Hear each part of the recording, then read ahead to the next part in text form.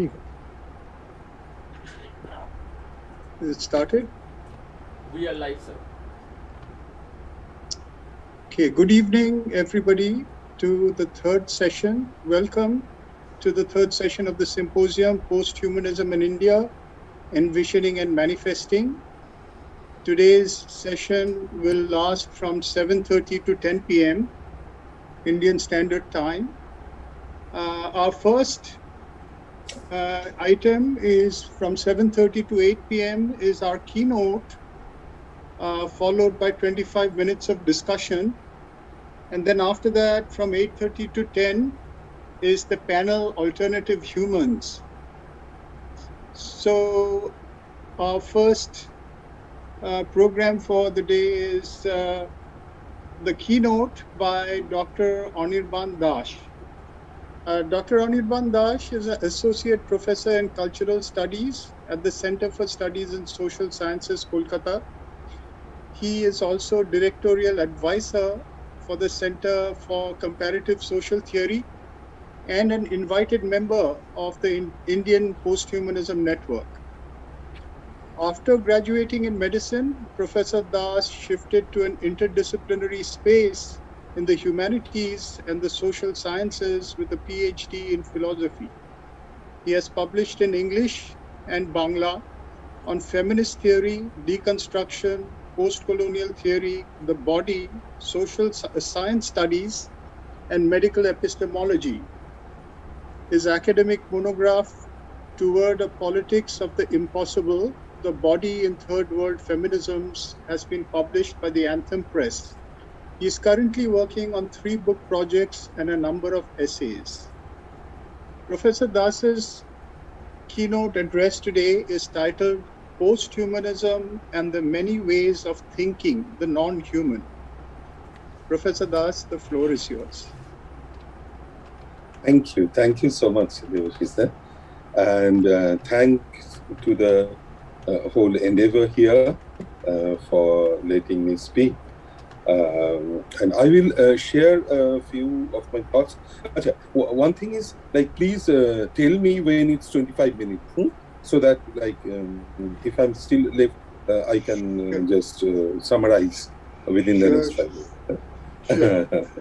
And also let me know if, my mic doesn't work or something like that happens. Just yes.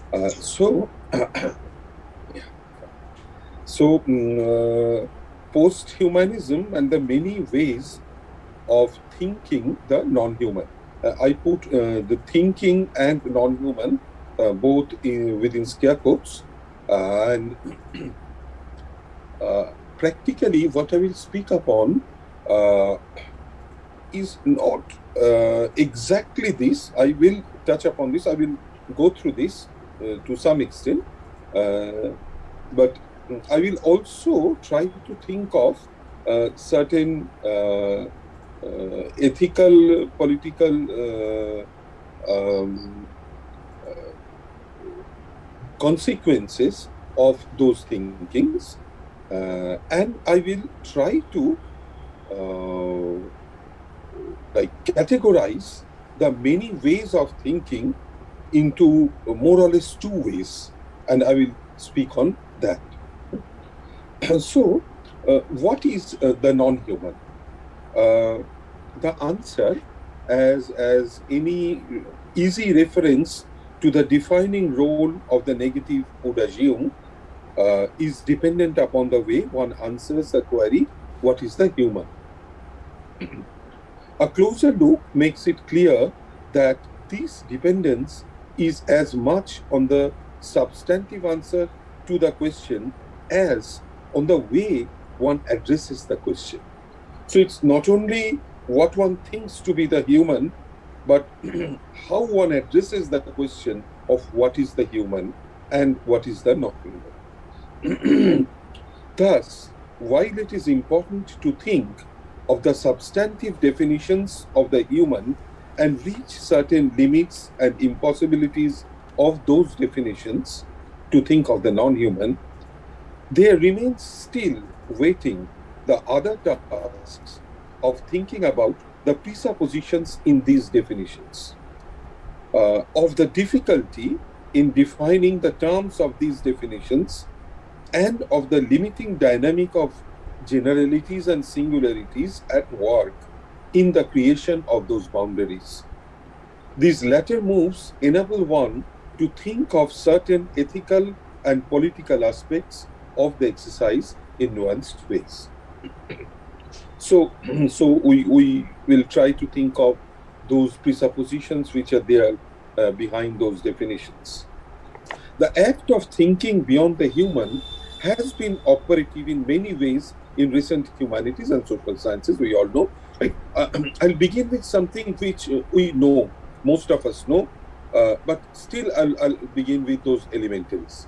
Just forgive me for that. Two of the most important strands, each of which affects the other in constitutive ways, come respectively from science studies and from what one can say theory in general. In my talk, I will read one famous essay by Donna Haraway to bring out the differences in the dynamic of the two positions. In the process, I'll also allude to the large body of literature in science studies produced in the wake of Haraway's intervention.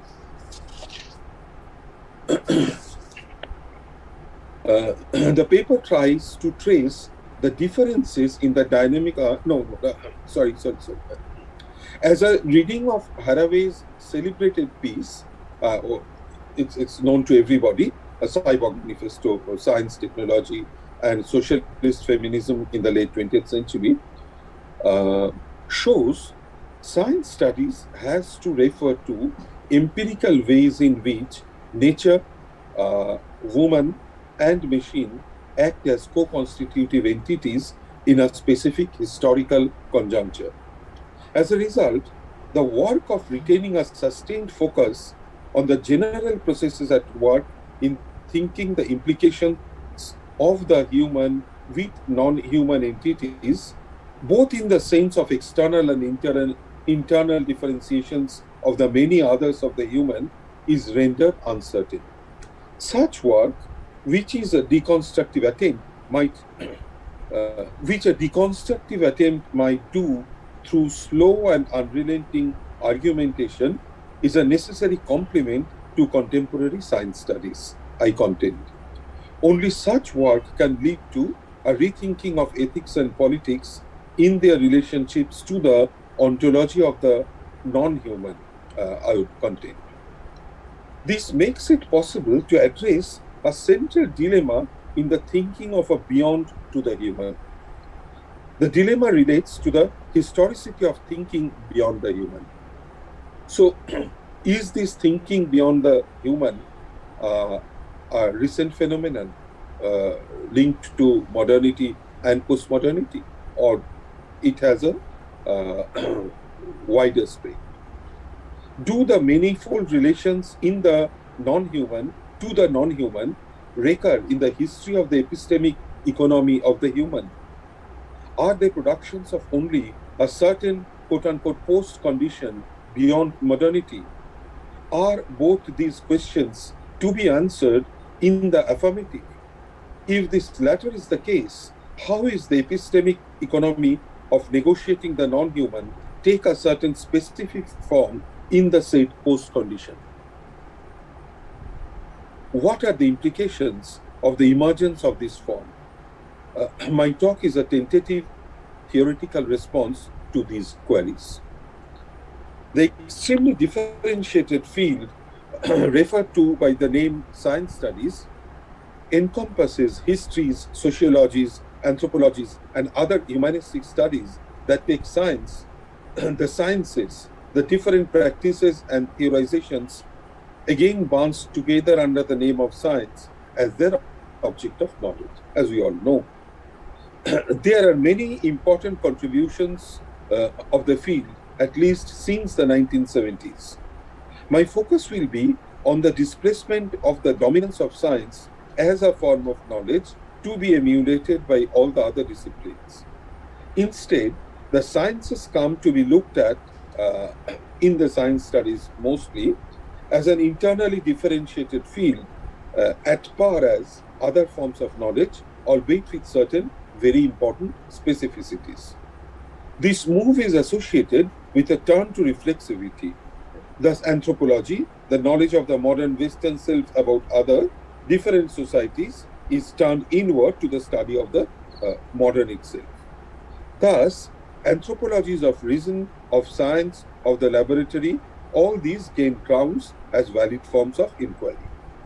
If one remembers the brilliantly condensed expression used by Baliba to define the modern subject in the form of the conscient subject, I quote, as the originally synthetic unity of the conditions of objectivity of experience. I quote from Baliba here, originally synthetic unity of the conditions of objectivity of experience. One can see here how the fixity of the objectivity of scientific knowledge fixes the subject of this knowledge, instead of the common sense assertion of the opposite, the fixed subject producing its object. The knowledges of science is seen to rest here on an act of necessary abstraction, illustrated succinctly by something like, say, the laws of motion enunciated by Newton, which presupposes the abstraction of an impossible world where bodies are exempt from an external impressed force in their motions in a straight line or their conditions of rest. This same work of abstraction finds its analogy in the production of the modern subject, always incomplete, as Latour wonderfully illustrates.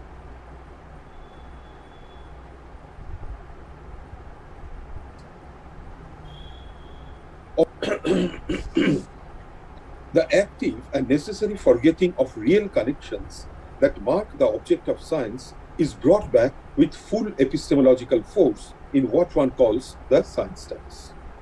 The focus in the latter, the science studies, is on the connections active in the world, connections that lead on to the thinking of a continuum between nature, woman, and machines in someone like Donna Haraway. Here, the non-human signifies the links with the others of the human.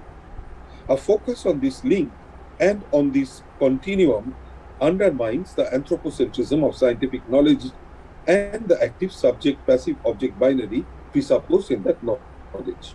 One is laid on to the thinking of actants whose actions occur in a hybrid field of mutual actions. This, again, is a structure of mutual constitutivity of overdeterminations between the subject and the object, between the human and the non-human. One of the most interesting attempts to think of politics based on the figures of hybridity is by Donna Haraway in her Cyborg Manifesto. This essay shows the strengths and weaknesses of the science studies attempts to think the non-human. I can only deal cursorily with what I deem important in the essay for the current context.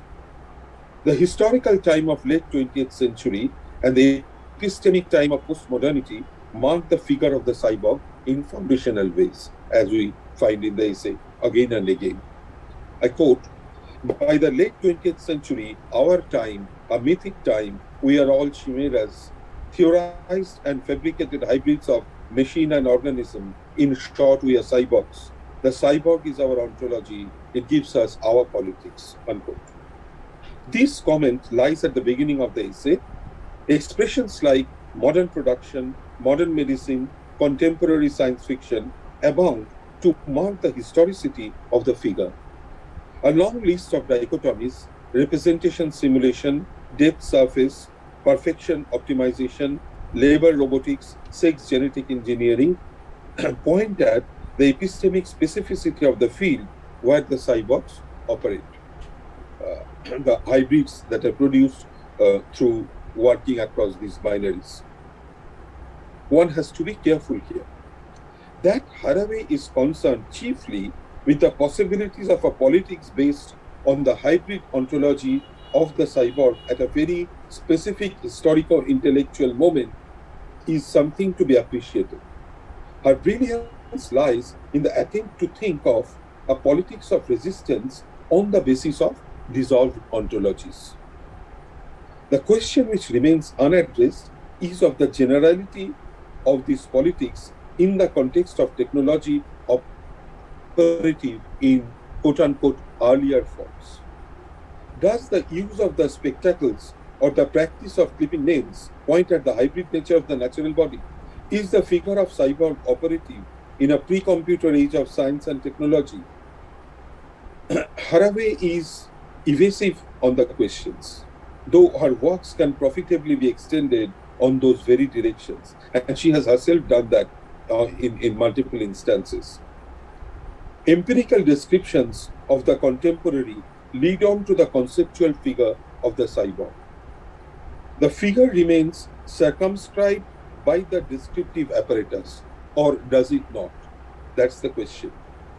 Here, I want to bring in the necessity of a conceptual and philosophical mode that can supplement these efforts of thinking the non-human as hybrid. Like, it's a complementary process. Like, it's not that I'm talking against this, but something which one needs to bring in. The philosophical questioning of the human has been done from many different vantage points. Of the Radikov, one can think of, say, the Marxian, the Foucauldian, the Heideggerian, Derridian, the Deleuzian ways of thinking beyond the human. The questioning of the unity of the human, again, can be thought of in many registers. Two ends of this cluster may be, as we have already talked about, one, in terms of the external others, a dissolving of the identity of the human in its continuity with others, external to it, like the animal, the inanimate, the thing,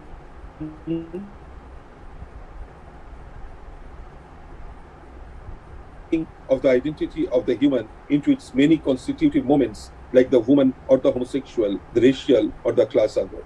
I cannot go into the intricacies of these multiple modes. I deal here cursorily with one way of such thinking. But before that, this is another section of my talk, which I call originary technicity and or originary humanicity. So before going into that discussion, I deviate to discuss something else. I want to discuss a logical dynamic that runs through my talk. I speak of the necessity of a deconstructive gesture. When one says to think of the post-human, one has to move through the conceptual critique and the concept of the human. One, in a way, seems to render the human an originary importance. I want to discuss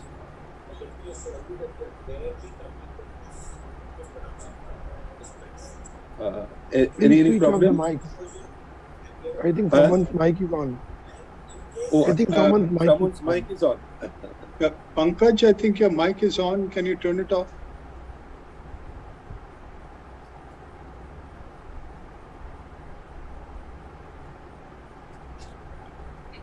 It's okay now. It's okay now. Fine.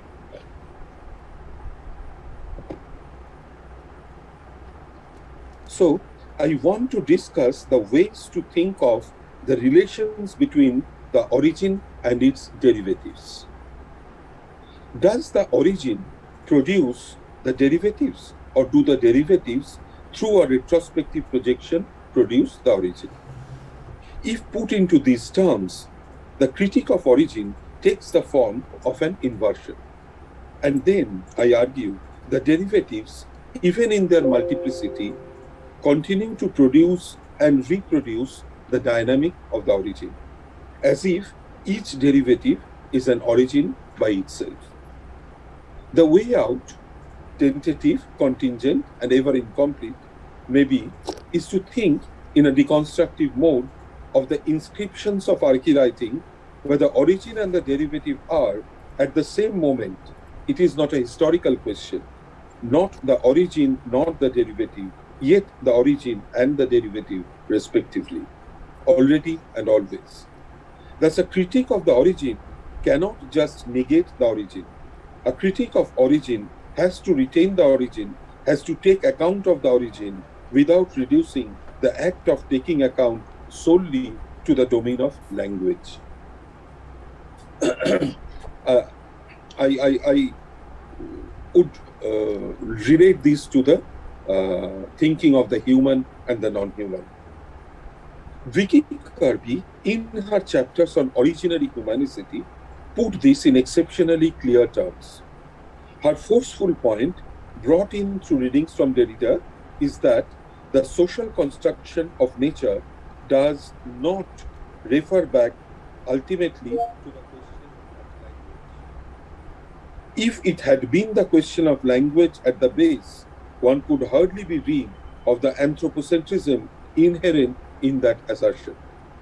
One need not dissolve the human into the relations with the environment, though, of course, a highlighting of these relations is a perennially important task, to think in terms of the post-human. An originary humanicity haunts the post-human as an originary technicity haunts and rides the human into existence. Kirby speaks of the necessity of the indeterminacies of agrammatology. She traces a logical and structural continuity between theology of intelligent design and the secular bid to retain the exceptionality of the human.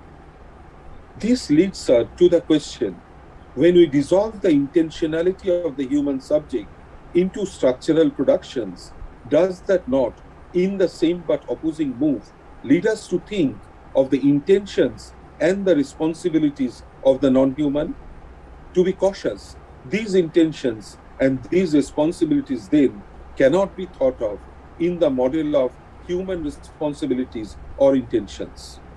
That, as will be evident by now, would call for a rethinking of what we understand by responsibilities and intentions, even in the context of the human. Kirby understands the famous no outside text as also no outside nature. To quote Kirby at this point, to reconfigure textuality as no outside nature, in other words, to marry a dynamic sense of process within and as firstness, the notion of first cause returns, as does agency, the subject, and even theological mystery, but now as an involved transubstantiation of possibles whose differences remain entangled.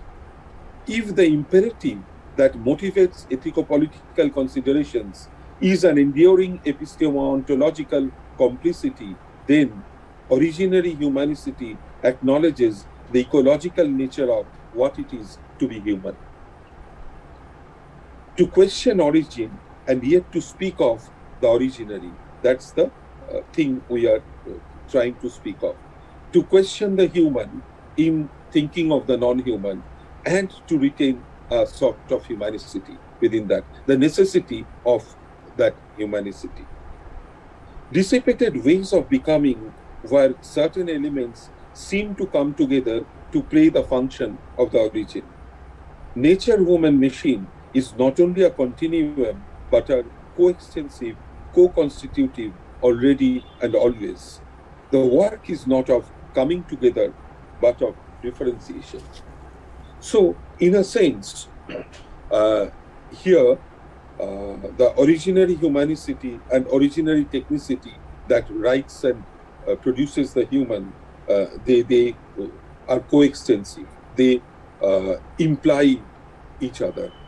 So that is a way of thinking that I would want to do. But what does that mean in thinking of the post-human?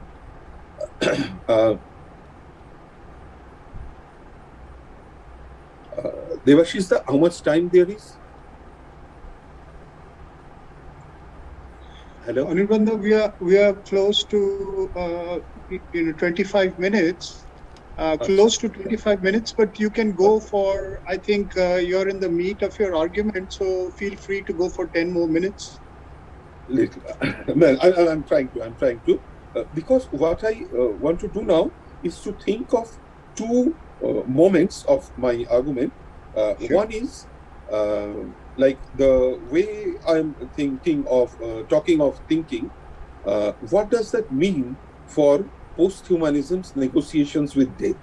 That is the first point I want to talk about. And the other, maybe if we have still time, what does it mean for spiritualism? Those are the two aspects. So, for death. Here, very interestingly, Rossi Braidotti has written very importantly on the question of the relations of death and posthumanism. One of the chapters in the Posthuman itself is talking about that quite in detail. From there, I want to take off from there. I'll not go into very details.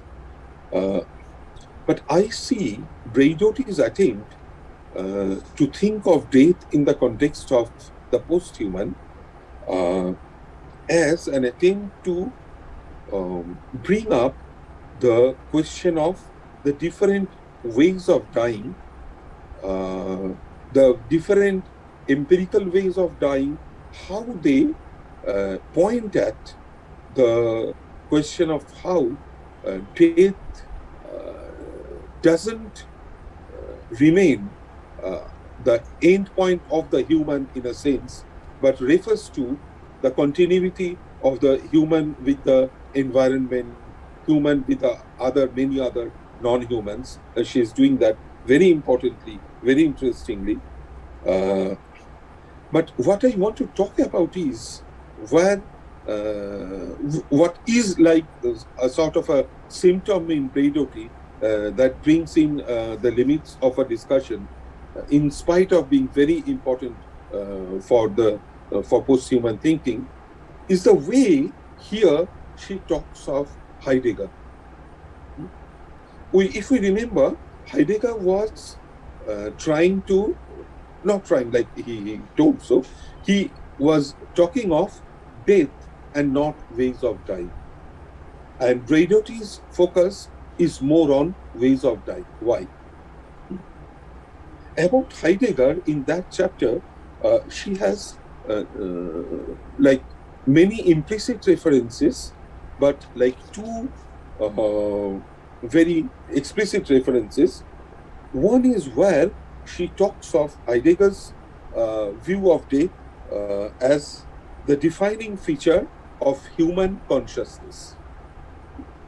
And the other is where she talks of Heidegger's notion of death giving rise to an effective political economy of loss and melancholia at the heart of the subject.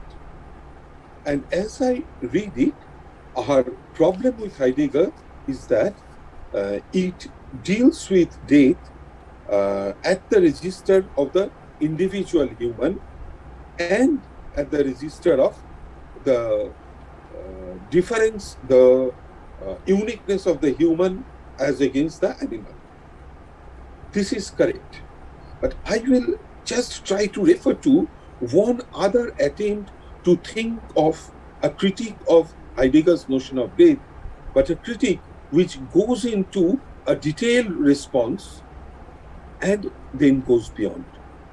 I'm talking of Levinas. So how does the saying, the being there of the human, relate to death? We have already addressed the question in certain way, but not here, but like Braidotti is really not addressing this question in any detail.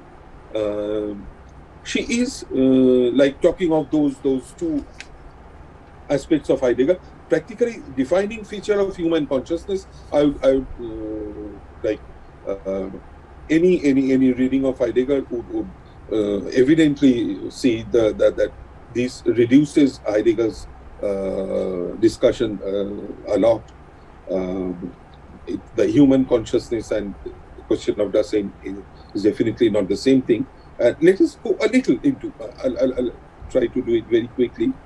Death resides in Dasein as a futurity, as the ability to be always ahead as a future anterior, not a future present that can be charted beforehand in the present, and not available as a projection from the present. There is another dimension of death's relationship to this being. For Heidegger, the mode of being of the human is called existence. Here, that point comes, where Braidot is very correct, where Heidegger differentiates tries to think of the uniqueness of the being of the human. So the being of the human is called existence. Being of the inner things he calls presence, Vorhandenheit. Existence is the way in which Dasein is temporal, the way of being proper only to man. That in which the essence of man preserves the source that determines it. I am not going into the detail. So this is there in Heidegger, definitely. Now we see how Levinas looks at this and tries conceptually to go beyond this, to think of the human-animal disjunction through a different ethic. So Levinas reads the mode of being of Dasein in a way that inverts this classical perception. For Levinas, Heidegger's being in the world signifies being near things. And these things, before appearing in the neutrality of objects as Vorhandenheit, give themselves originally in the mode of ready to hand, Zuhandenheit. A mode of being of things that appeal to the skill of a hand already grasping things in their functions. If we just remember very, very cursorily, the two ways of being of the things, Vorhandenheit and Zuhandenheit, it would seem that Vorhandenheit, the things as they are, would be the primary form of being of the thing. But it's not. For Heidegger, like the things for use, the Zuhandenheit is the primary form from which Vorhandenheit is abstracted in a way, is derived. So here there is a catch.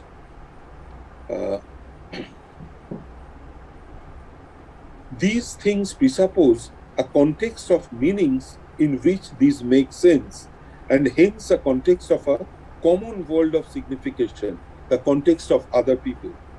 Thus, being in the world is immediately to be with others. The care for the self presupposes the being in the world that implies being near things, things that are placed in the context of others. According to Levinas, concern for the other man, the care of one for the other, is not added on to being and is a constitutive articulation of the Dasein. Again, skip parts. As Levinas traces Heidegger's tortuous logic along its course, he speaks of a mixing up of the being with the impersonal anonymity of the they.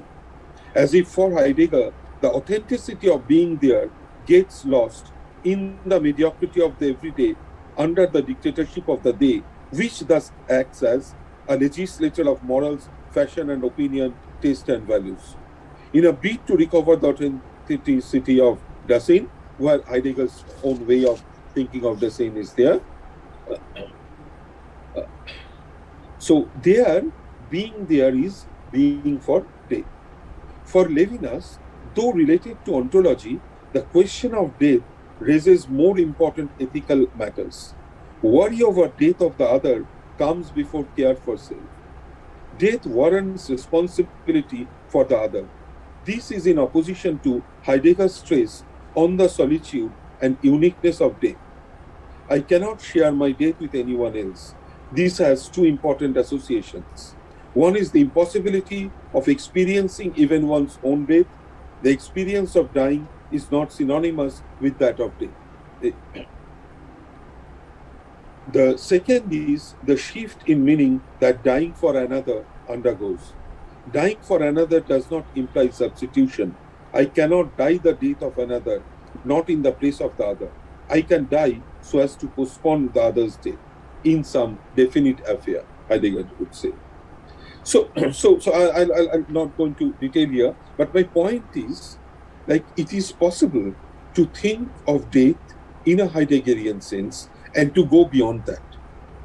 To go beyond that and yet retain the absolute futurity and the uniqueness of death. So to think of others in the context of death does not necessarily mean giving away of the uniqueness of the death of the human. So here, and just to think of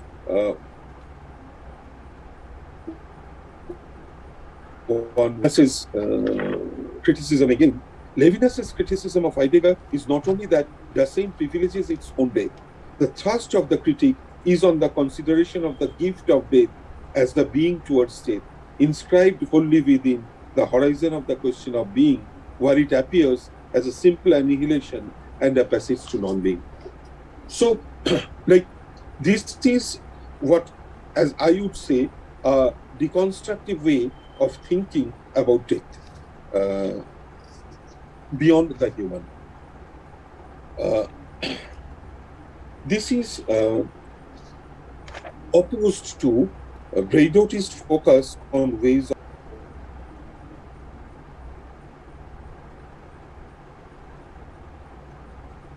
time that registered almost.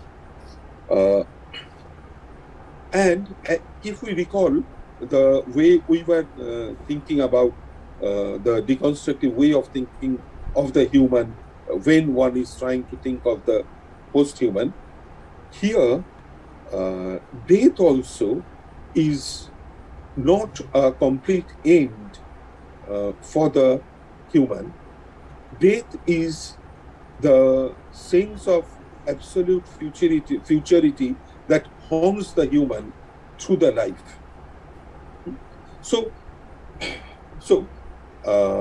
this is one way of thinking about death in a post-human condition, in a post-human way. And I'll just refer to one other aspect, the question of the spiritual and the spectral, where like in Francesca's work, she has talked about the spiritual, where she is trying to retain both of these senses, I would say. But what I will prefer would be to differentiate between the spiritual and the spectral, where the spiritual is more in the model of the inversion of the body, inversion of the living body, though in many contexts it retains the notion of what I call the spectral, where the non-human, the non-life is something which constitutes life, which constitutes the living body, and the spectre, as Derrida was talking about the spectre in Spectres of Marx, as a ghost that has a body. So the opposite way is the body that is also the ghost. So the thinking of the spiritual is to talk of the beyond human in the model of the human then, as the inversion, and death as the threshold where one goes beyond the human. That would be the dominant form of thinking about the spiritual in various empirical instances. But Francesca was very careful there. She always says that she is not talking of the various empirical instances of spiritualism. So I would just want to add that here one may add this conceptual discernment where one thinks of the spiritual in terms of the spectral, where the spectral is retaining the notion of the archwriting, the whole field of difference through which the human exists. So I'll end there in a little cursory way perhaps, but hopefully I was successful to some extent in making my point. The necessity of thinking in terms of the non-human, not as non-human fully, but as something, the human and the non-human constituting each other, something which has been written into, which has been inscribed into always and already, both into each other. Thank you. Thank you. Thank you, Anirban. That was a really very rich, very stimulating discussion of the whole issue of the human and the non-human, the co-constitutivity of the human and the non-human, both in terms of humanism as a historical paradigm and deconstructing that particular historicity to find the co-constitutivity always already there in a sense, but also the necessity for holding that co-constitutivity temporarily in our historical epoch in terms of hybridities, where the pluralism is really important. It's important to separate, as you said, the co-constituting hybrid elements as elements with independent rights of existence. And I think along with that, your discussion of the threshold, the horizon of the non-human from the human in terms of the three registers of death, spirituality, and spectrality, I think it's very, very interesting in terms of the passage or the transition and the problems or problematic of exceptionalism and the alienation of the alien in terms of the co-constitutivity as well as the need to wrest identity, as Heidegger says, out of the day. So I think I would ask you a question related to that, and that has to do with what you think going forward, our relations, these, from the humanist relations with the other in a variety of contexts, the object of the human subject, and the co-constitution of hybrids. You mentioned the idea of going beyond language in the conceptualization and relations of the hybrid. If you would say something more about that.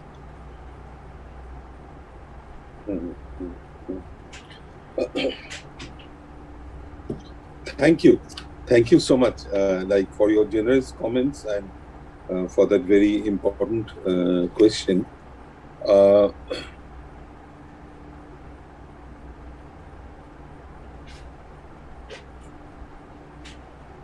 So maybe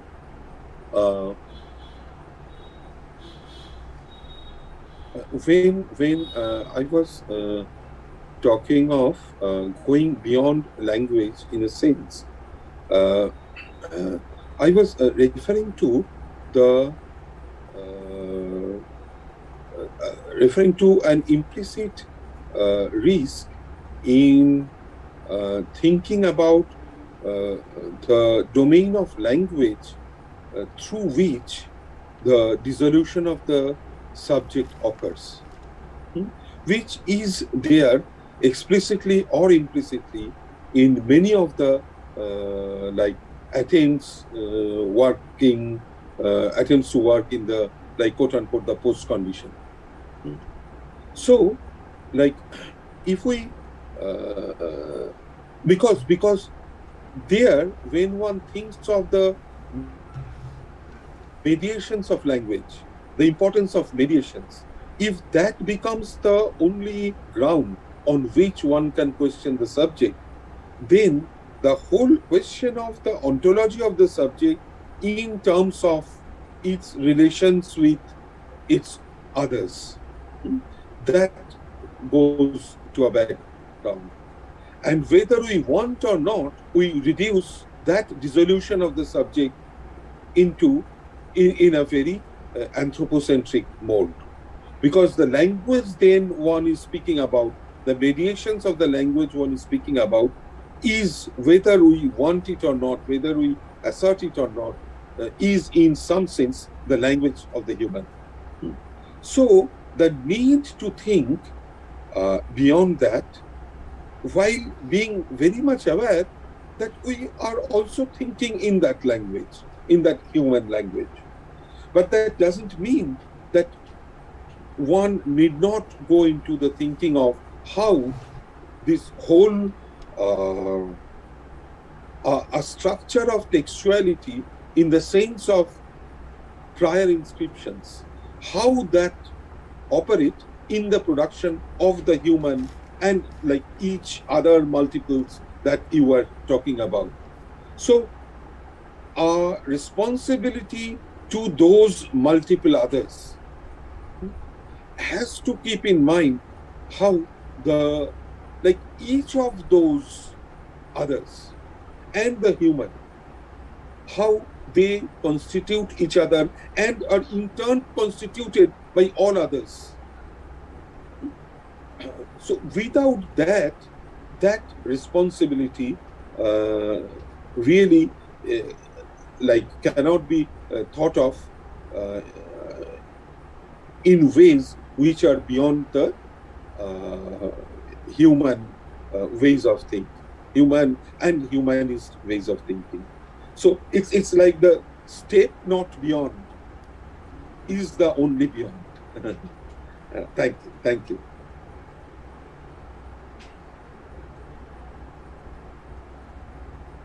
Thank you so much. It lends itself to even richer discussions of how that horizon of the disappearance and yet retention of language is constituted by transcendental limit points like death, like spirituality, and like the spectrum.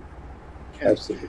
So I think I will stop here and open it to questions. And I can see that there are already some questions that have come up.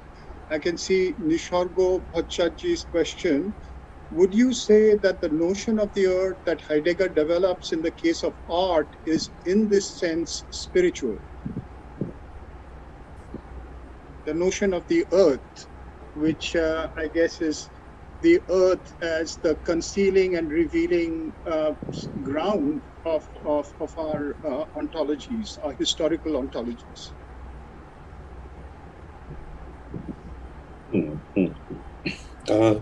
To respond very fast hand, definitely one has to think about this a lot more. Yes. For Heidegger, I would say it is spiritual in that sense, because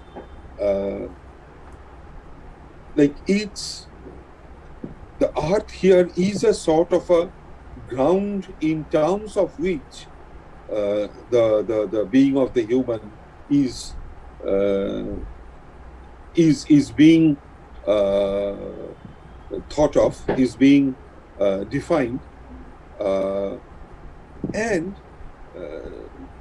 the question for me would be, does it retain the possibilities of the spectral, or is it only a sort of a fixed spirituality?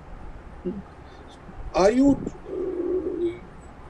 say that as in various other matters also, here also Heidegger's avowed position would be a fixed spirituality.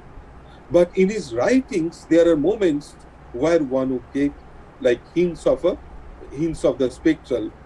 One would, if one wants, if one tries, one can get hints of the spectral in his writings, in certain parts of his writings. So that would be my response. Thank you. Thank you, Anirban. I have a question. I think Shamrat has a question. Yes. Yeah, I was just thinking about the first part of your lecture and the idea of human exceptionalism. Actually, various theories, I find various people, like various theories, including Heidegger, and also in our times when Stigler is talking about technicity, some idea, some trace of human exceptionalism exists. And that is somehow based on the idea of intelligence. So my precise question is that, whether this idea, am I audible? Yeah. Yes. Yeah. And my precise question is that whether this idea of intelligence, which when go beyond the limit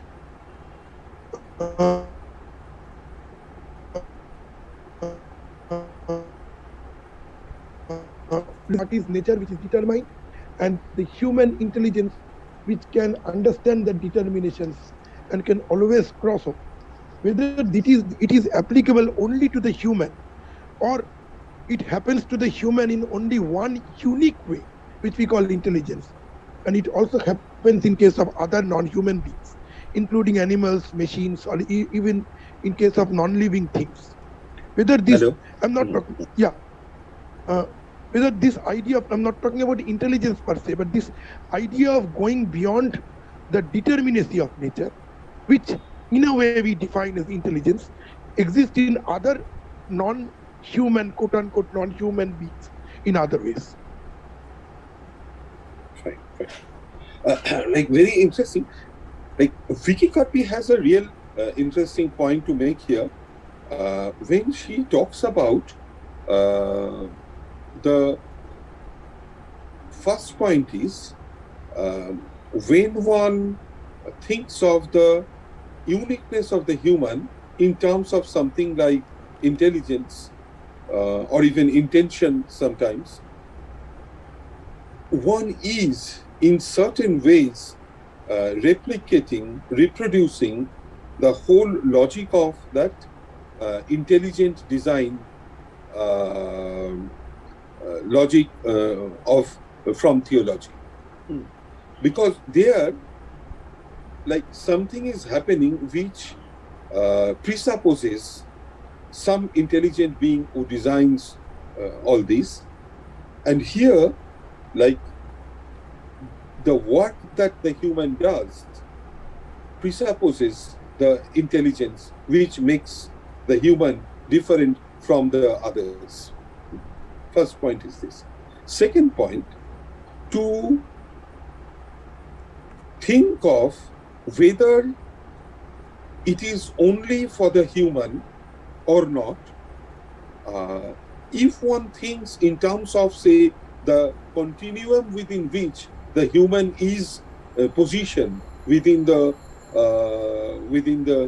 nature, universe, the whole surroundings in a very broad, wide sense, then, like, what we call the species, these are like the definitional concepts that have been produced to make certain differentiations. But to be careful, if we think of these differentiations only in terms of language, then we are again thinking in terms of the human. So, how to think of these differentiations in a continuum that are being produced ontologically in certain ways? If one thinks of that, then one has to think of certain intelligence intentions, even in quote-unquote non-humans. But then the important point is, then the notion of intelligence, the notion of intentions, that also has to change.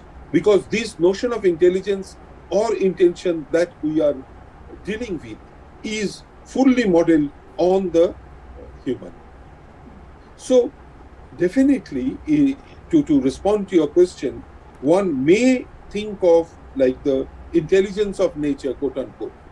But if, while thinking of that intelligence, if one replicates the human model, then that would defeat one's purpose. That is what I think for the moment. Yeah. Thank you, Anirban. I also wanted to just intervene in that question briefly to mention that there are some other ways of thinking this exceptionalism, even in starting from people like Bergson and also in Stiegler, as Shamrat was saying. Stiegler uses the term in his later writing, he uses the term over-mortality, which is the relationship with death, a kind of a relationship with death which is related to memory. And going back to Bergson, it is not so much intelligence as the ambit of memory that the human encompasses in terms of a relationship with the past and a relationship with death. Anything about that? It's not exactly that same intelligent design argument, but it is another kind of a version of human uniqueness, one may say. Not necessarily exceptionalism, but uniqueness. Practically, here I cannot really respond to this question. It's one has to think more on that. Sure. But the only point which one just as a very yes, reflex action kind of thing is like whether one can think of like the uniqueness of each being. Yes. So in that sense, also the uniqueness of the human. So the uniqueness of the human, not as something unique, but as something belonging to every kind of being. Like that might be one way of thinking about this. Yes. Thank you, Anirban. There's some more questions from the YouTube. This is Shatilekha Maiti's. Yes. Shatilekha Maiti's question. I am interested to know how the ethical and philosophical stance posed by posthumanism can deal with the death and loss of non-human lives from a temporal perspective.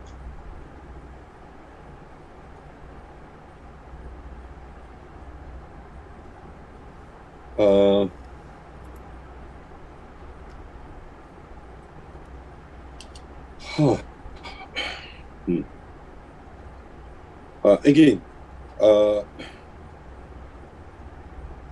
like one way of responding would be definitely to think of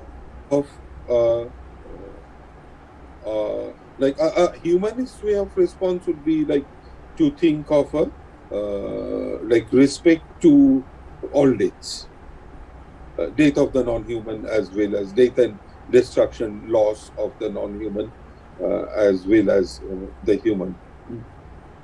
But then, if one doesn't restrict the notion of the non-human to only the living, then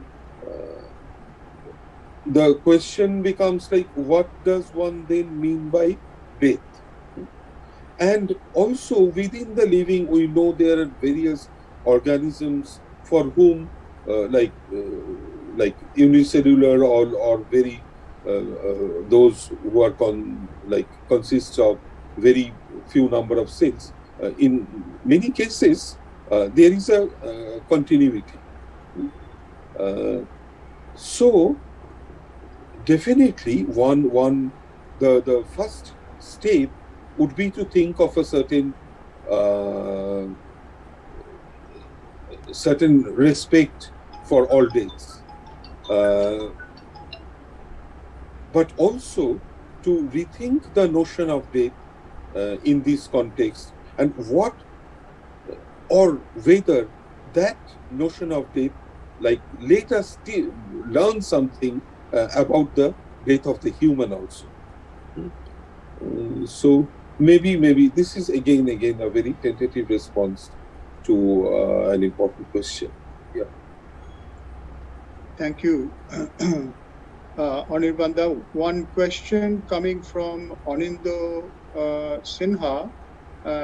Speaking as an Anindada, would you like to say your question out? Sure. Read Yes. Sure. Thank you, Debashish Babu. My question was basically, looking at it from evolutionary biology, can we really support the human-non-human divide for the one simple reason that we, at least speaking about animals, if not about machines right now, can we defend the view that do they have depth? Do they have a concept of depth? Do they have a concept of intelligence? How intelligent are they? In my own work, we have now sort of established that there is intentionality, there is referentiality in many of the macaques that I study. There is memory, there is planning for the future. And therefore, my argument would be that till we understand so-called non-humans, in this case, let's say animals, more, I'm not sure what kind of divides we can talk about. Perhaps it might be better to start thinking about it in terms of degrees, right? Even these degrees we may not be able to define very clearly, but at least we should entertain the possibility of these phenomena existing beyond the human. So that was my only very simple point, and I was wondering how you respond. And I must say that I'm very naive.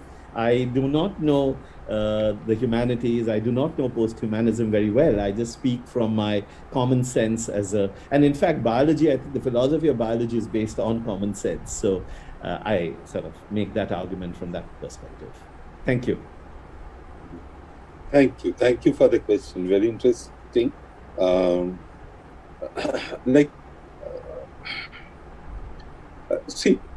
Here, I'll just in one sense you are correct, but I would just put to you that very famous philosopher's dilemmas about how to know whether in other planets, in other universes, there is life, there is consciousness. So that question may also be relevant to some extent here, because here the parameters of consciousness that we are using are human parameters.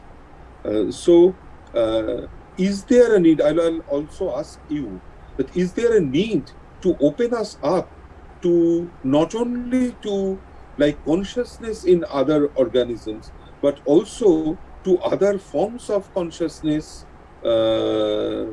from which the humans, quote unquote, can also learn?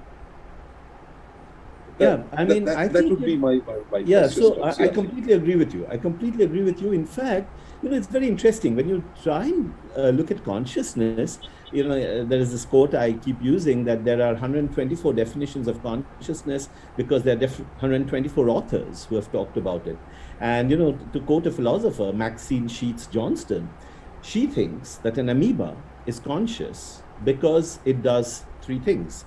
As it swims along, and it's swimming along according to its will, it encounters a drop of acid, so it recognizes a stimulus, a drop of acid, and changes its course of movement, moves back, right? Retreats from the drop of acid.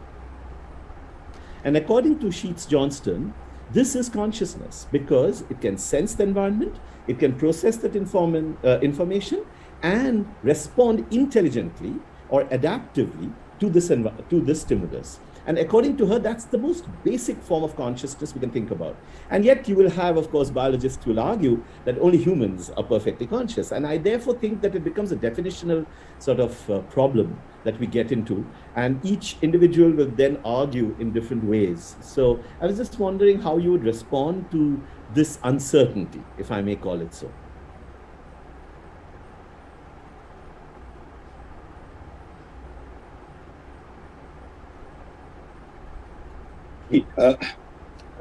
a little like irresponsible way of responding to this would be to say, like, these uncertainties would be would be very invigorating for the philosophers, but maybe very problematic for the scientists. But no, not only that. Yeah. But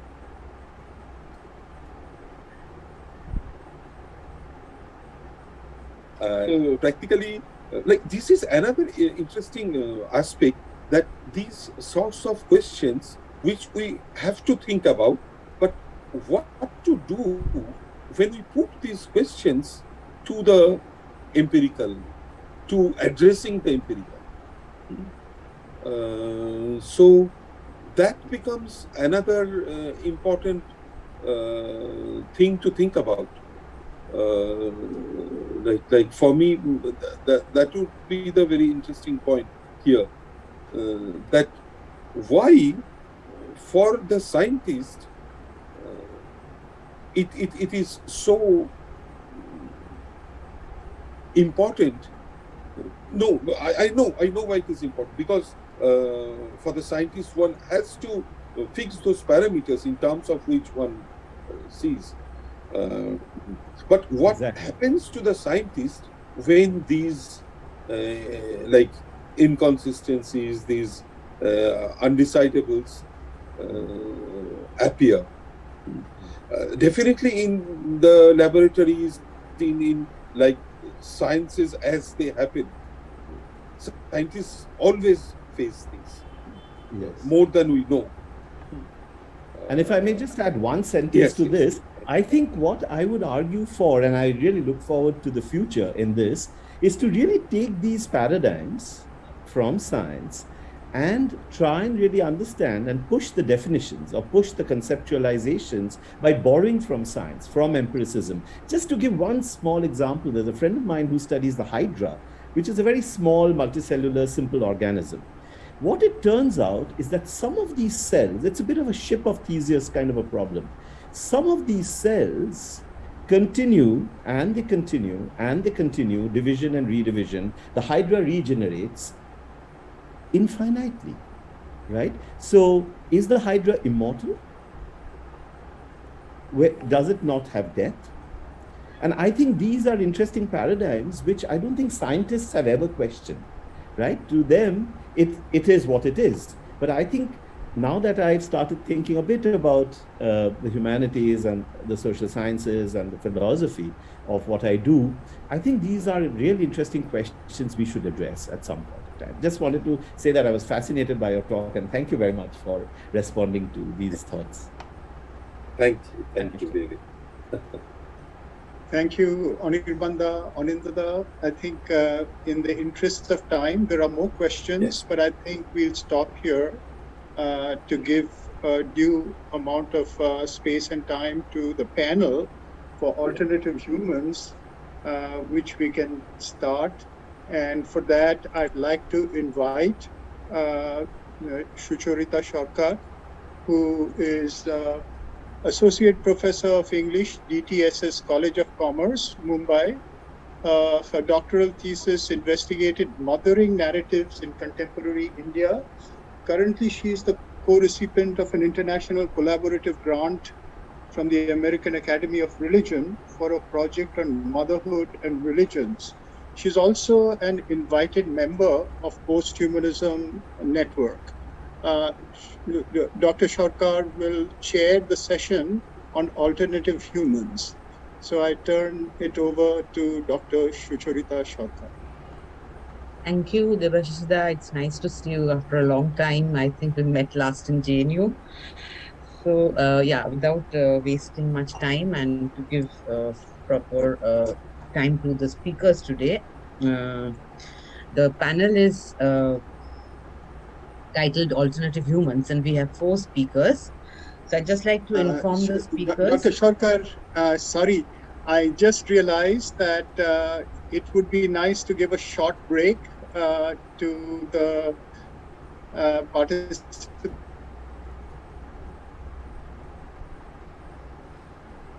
happens. So yeah, just 3 minutes, just a little stretch break, drink water, go to the restroom, whatever you want to do, and then Come back we'll at start after okay, that. after So it's yeah, maybe 10 to 9, 8:43 now, maybe or 8:55. 8:55. Okay, that's fine. No issues. Thank you. Thank you.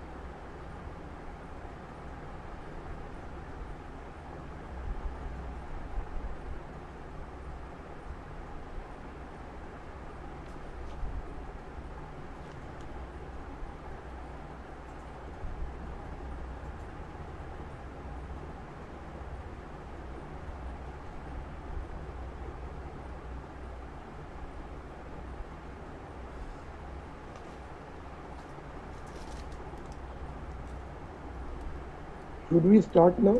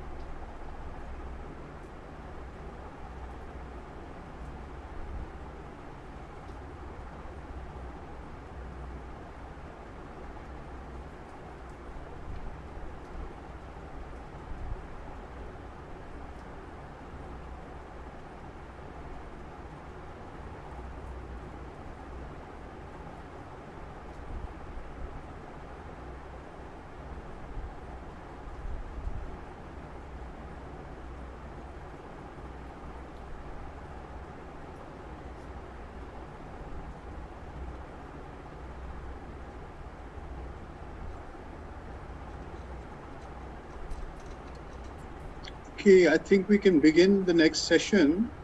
Dr. Sarkar, if you can come on. Right, I am. Okay, thank you. I think we can start.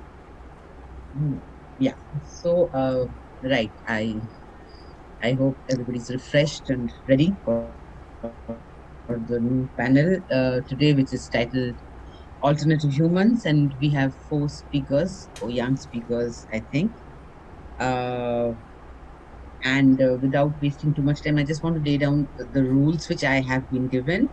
Each of the speakers will be having around 10 minutes.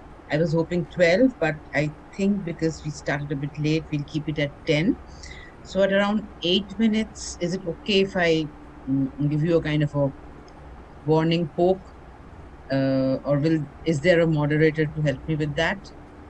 Can the organizers let me know? Otherwise, I'll do it. I'll do it at 8. I'll set my timer. And so we'll have all the speakers one after the other, and then we'll have a discussion session at the end of after all the speakers are done. So, Dr. Sarkar, you can remind them. You can remind them after, maybe after 8 minutes or so. Okay. Right. Yeah, 8 minutes. That's what I also thought. Thank you, Debashish. And so I'll begin. I'm not very good at shifting from screen, so I've written it all down. Today we have our first speaker is Nobonita Karanjai. She's a research scholar in the English department at Bankura University in West Bengal. And her paper is titled Posthumanist Strategies of Storytelling, Metaphoric Connections in A.K. Ramanujan's A Flowering Tree. Over to you, Nobonita. Am I audible? Am I audible, ma'am? Okay. Yes, you are. You are. So, very good evening to respected members of the audience. My paper deals with a specific oral tale from the Kannada tradition that highlights the metaphoric connections between humanity and ecology. So, this tale is titled A Flowering Tree, and it has been translated from Kannada to English by A.K. Ramanujan and published in 1997.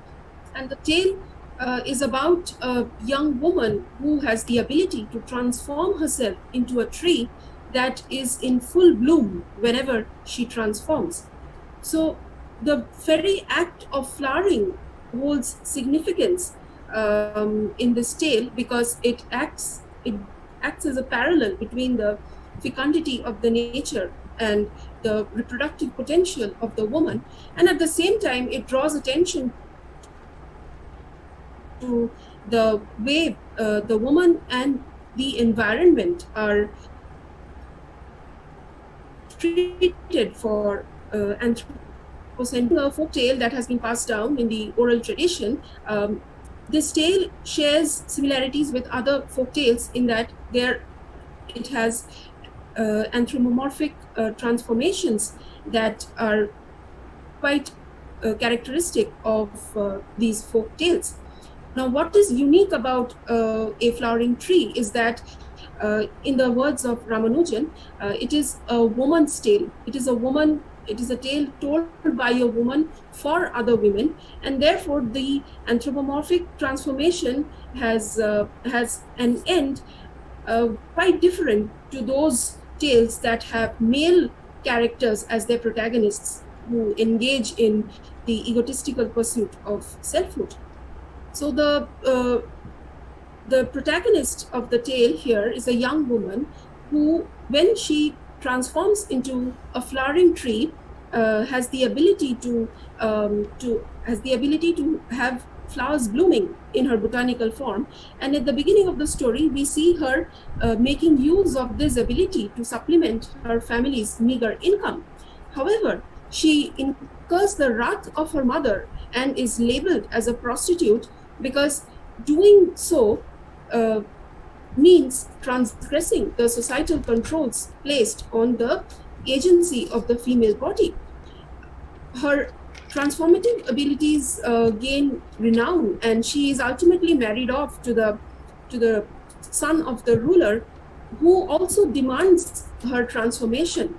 That is, he makes her transform into the tree, makes her display her special ability, and this is where the act of flowering takes on the connotation of an intimate sexual ritual, and thus the act of flowering is also associated with the sexuality of the woman that is controlled by the husband. So this is where I would like to quote from an article written by Dr. Pratima Chaitanya, who traces the linguistic connotations of the word flowering. She writes that in Sanskrit, a menstruating woman is called Pushpavati, meaning a woman in flower, and in Tamil, the word Puttal, which means to flower, is the term used to denote menstruation. So therefore, the event of menstruation, which is a prelude to the reproductive potential of the woman, is at the control of both the husband and her mother, basically whoever gives in to the patriarchal control. And at the same time, the story also gives her some agency besides the transformative ability. The story suggests that she desires to flower, and she flowers in spite of the dread associated with it. So there is some agency associated or implied in her act of flowering. However, prior to the transformation, she requests that no harm is inflicted upon her botanical form. She says that no twig or leaf should be broken from her body. And while previously her elder sister and her husband pay heed to those requests, her younger sister-in-law causes mutilation on her body because she absolutely disregards it. And this mutilation results in her literal transformation into an object, because she is left alone, and people use the inanimate pronoun it to denote her. The tale goes on to note that even when she is reduced to this being without limbs, she is still noted because of her beautiful woman's face, and she is subject to the dirty banter of those who rescue her. So even when she's reduced to an object, her objectification doesn't end. So therefore, we see that this objectification is indicative of the punishment that is given to any expression of female agency whatsoever.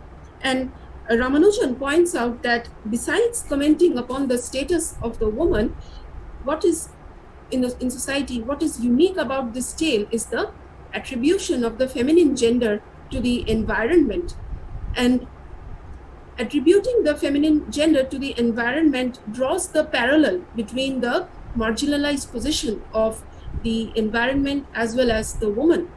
This common place of marginalization, common position of marginalization rather, enables an empathetic identification with the ecological other, something that is seen more clearly in A.K. Ramanujan's poem that is titled, very aptly titled, Ecology, where the speaker's mother forbids him to chop down a champak tree, even though the pollen of the champak tree causes a migraine.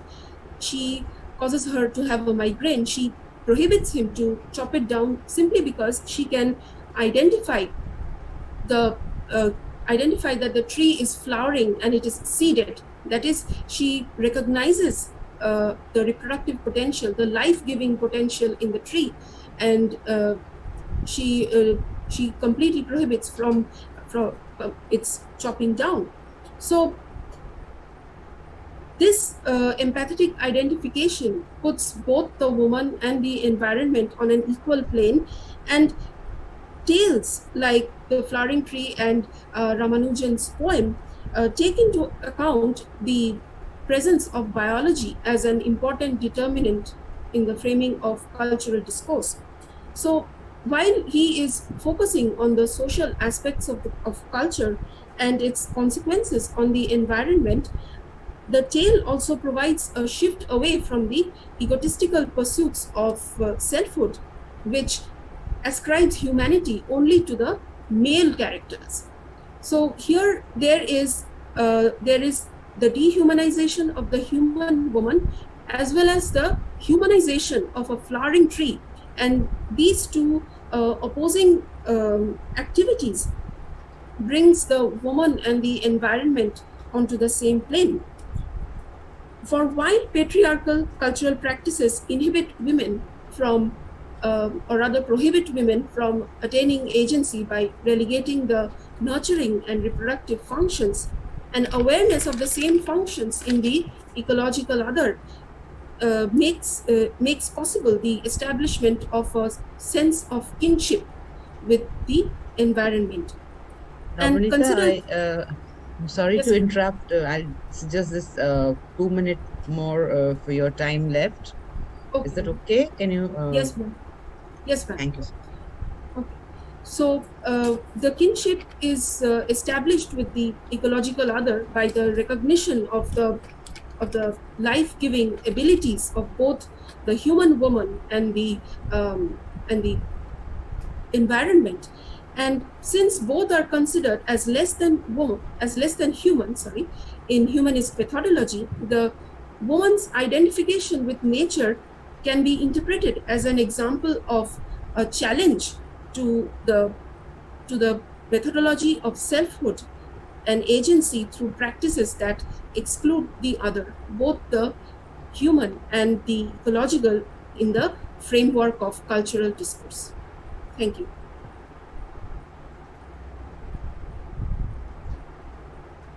But thank you for finishing on time.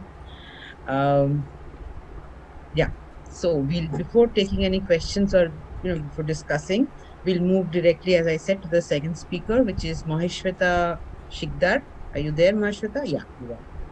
She is a research scholar at the English and Foreign Languages University in Hyderabad, and her paper is titled Almost Humans: Posthuman Study of the Creatures in the Short Stories of Satiric.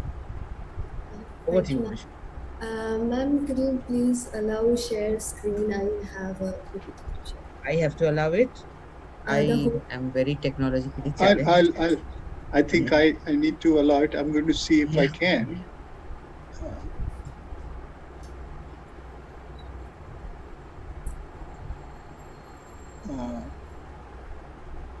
I think Arithro has to allow it.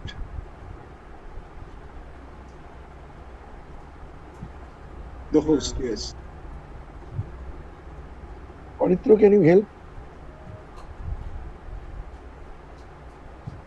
Yeah, Arithro, are you there? Arithro? Sorry. My name is Margareta. If you have some technical problems with allowing screen, I'm the next speaker, so I can take my turn now. Okay, just while we're waiting for the host to appear, and maybe then if Mashweta will have the presentation. If you prefer to do that, I'm happy. Is it okay with Mashweta? Can we switch presenters? Fine. Fine. So yeah. I think that's a good idea. Yeah, that's a good idea. Yeah, not to waste time. So instead of Mashweta, who'll speak later, we have Malgorzata Kowalze. I'm sorry if I'm mispronouncing your name. That's perfect. Maybe you can Perfect pronunciation.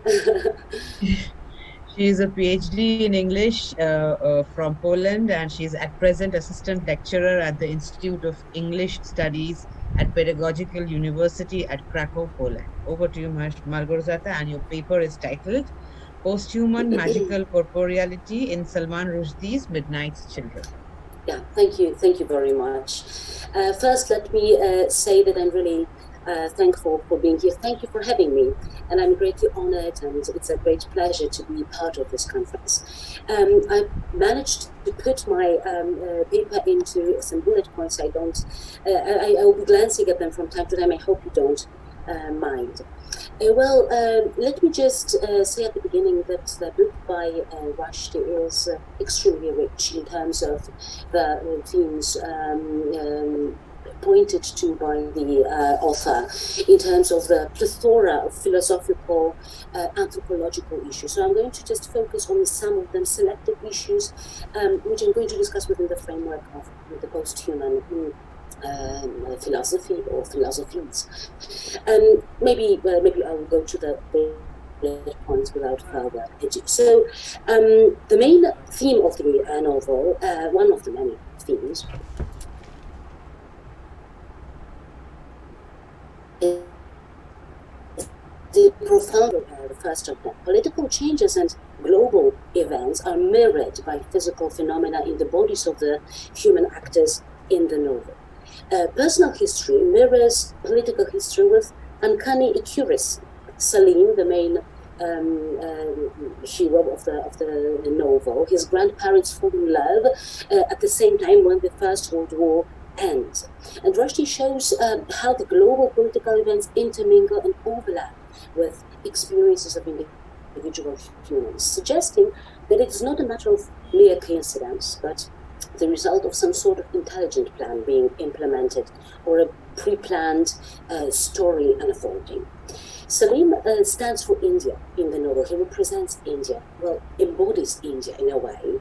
And he is biologically the son of a British citizen and at the same time raised by Indian parents. So his very person illustrates complexity and fluidity of human identity as such. Obviously, of the identity of the nation he belongs to as well. Both are products of plethora of factors, including physical, biological, cultural, ideological elements of various origins. There is close correspondence between the material and the immaterial in the novel. What is particularly odd is that the fact that although the protagonist is not his grandfather's biological grandson, he has nevertheless inherited his huge cucumber-like nose and his blue eyes, as if there was no borderline between the biological and cultural relatedness. A sort of spiritual relationship between the two men manifests itself physically. Biological bonds between people don't seem to be most important in the novel, and the bond between people appears to be placed on. Salim perceives his body as a phenomenon which transcends the boundaries of an individual human self. He confesses at a certain moment in the novel that his body is likely to fall into 630 million pieces naturally it refers to the population of India at that time, but it also refers to the concept that his body is actually a temporary collection of particles which are in the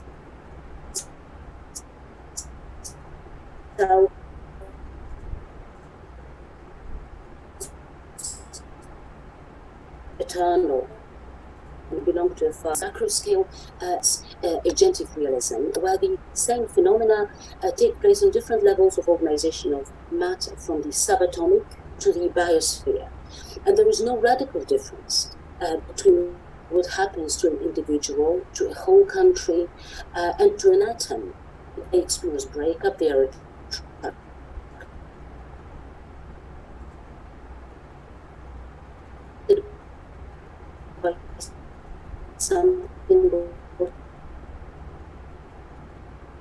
somebody, they develop new functions. So the very moment when India regains its independence from the English rule.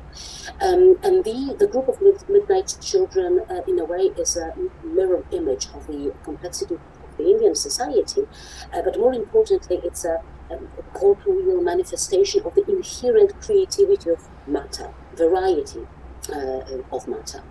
The protagonist's body is presented as a plastic material which can be formed and reshaped. That is particularly well visible in the scene when Parvati, the witch, his friend, uses her magical powers to correct Salim's physicality by strengthening his legs, restoring his hand, erasing his birthmarks on his face. But the human body turns very plastic in a very gruesome way as well. And I mean here the forced sterilization performed on people that is described in the novel, particularly aggressively performed on the group of the Midnight Children, and contains crucial anthropological motifs: oppression of the body, modeling it according to a given agenda, depriving it of its creative reproductive power, and transforming it into a passive object. And with the loss of the reproductive organs, the Midnight Children lose their magical powers as well. So there's a close connection between the physical and the spiritual dimensions of the act. Then specific parts of the body gain importance in the novel. Powerful knees of Shiva, outstandingly big ears of Salim's son, and the protagonist and his grandfather's big noses, sorry. And their noses actually act as independent and intelligent actants in the story. They function as radars of sorts, informing the characters of the upcoming events, detecting looming threats, and even protecting them from imminent danger, as when Adam can't help sneezing, which makes him fall down and thereby miss a bullet aimed in his direction. So the novel conveys the concept of human physicality being intrinsically intelligent and even endowed with uncanny metaphysical properties. The body's ability to detect and respond to the metaphysical, meaning not yet explainable scientifically, these aspects of reality is not something artificially added to it, but its inherent feature. So this is not the case that there is the crude body and soul that is active and that pushes the body to action, to act, to perform in the world. But the body is inherently vibrant and active. What is interesting is that the sense of smell, which is associated with what is animal, what is somewhat primitive and material, physical, acquires a metaphysical dimension. After Salim undergoes an operation which clears his sinuses, he loses his telepathic powers. But then Salim finds out that apart from regular smells, his nose can now detect emotions, feelings, and lies, and that's how he can detect his aunt's alias acrimony, her resentment. Emotions and other features of one's personality are presented as parts of a person's corporeal constitution and aspects of one's self which have a physical dimension, so they can change the taste of food or influence other people's personality. The agency of the natural world is stressed in the novel as well. it is the flesh of the world that demands our attention. Magic is an important component of the flesh of the world. It's, in a way, a tool used by matter to teach us something important, but also to mislead us sometimes, and even occasionally to reveal the absurdity of our convictions. Rushdie takes religion as a social institution, social phenomenon, with a pinch of salt. I'm sorry. I just have to remind you the 2 minutes. Sorry. Yeah, I'll do my best. So religion is often treated slightly ironically by Rushdie, but he does not ridicule the spiritual experience as such, or he does not denigrate its role in the life of humans, which is important, I believe. And quite the opposite, he presents a religious experience and more broadly human spiritual life as an important component of the identities of individuals and whole societies, ones that can hardly be substituted by a strict mechanical materialism. Another important theme of the novel is the fact that it's calling into question the existence of an ultimate truth or one definite meaning of things. And ambiguity of the protagonist's experiences is a good example here. For example, a poisonous snake's bite, which makes him come terrifyingly close to death, at the same time brings back his memory. So it's really hard to say whether it was a good or a bad experience. It depends on the perspective and the consequences. The link between crude physicality and spirituality is also worth mentioning. Salim discovers his superhuman powers when hiding in a basket of dirty clothes.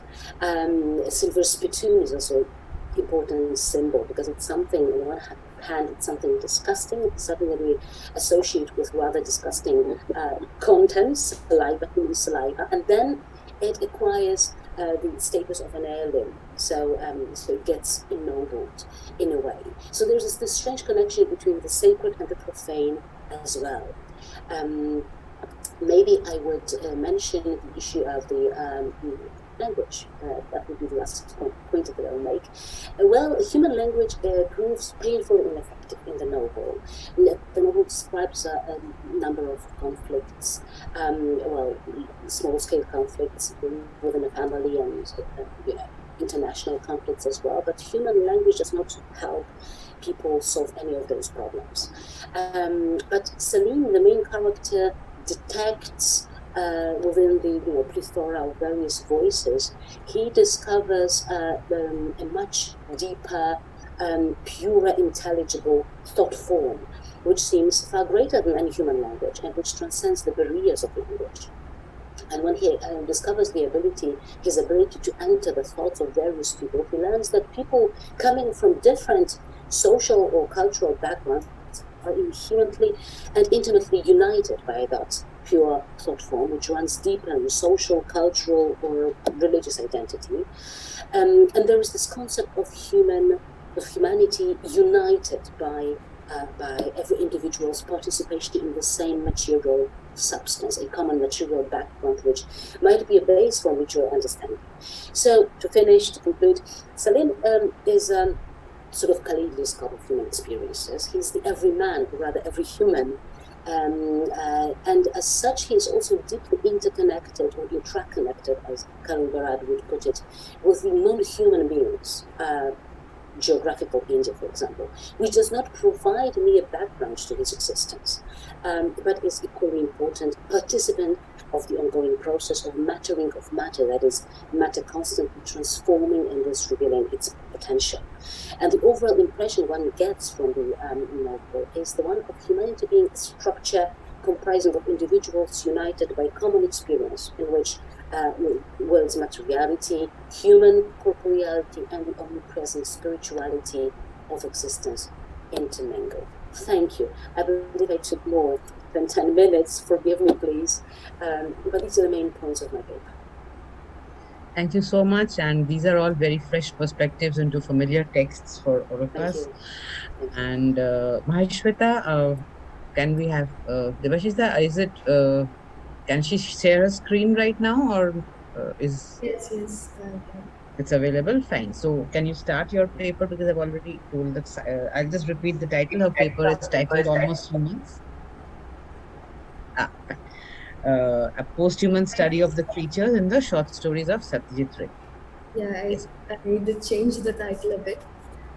So the title is The Post-Human Encounters in Satyajit Ray's Short Stories. When I heard about the Indian Post-Human Network, I started thinking about the Indian folk tales, about the legends and the myths that exist in India, that we've been listening to since we were kids. That I realized that they were very post-human. The stones, trees, rivers, animals, and humans keep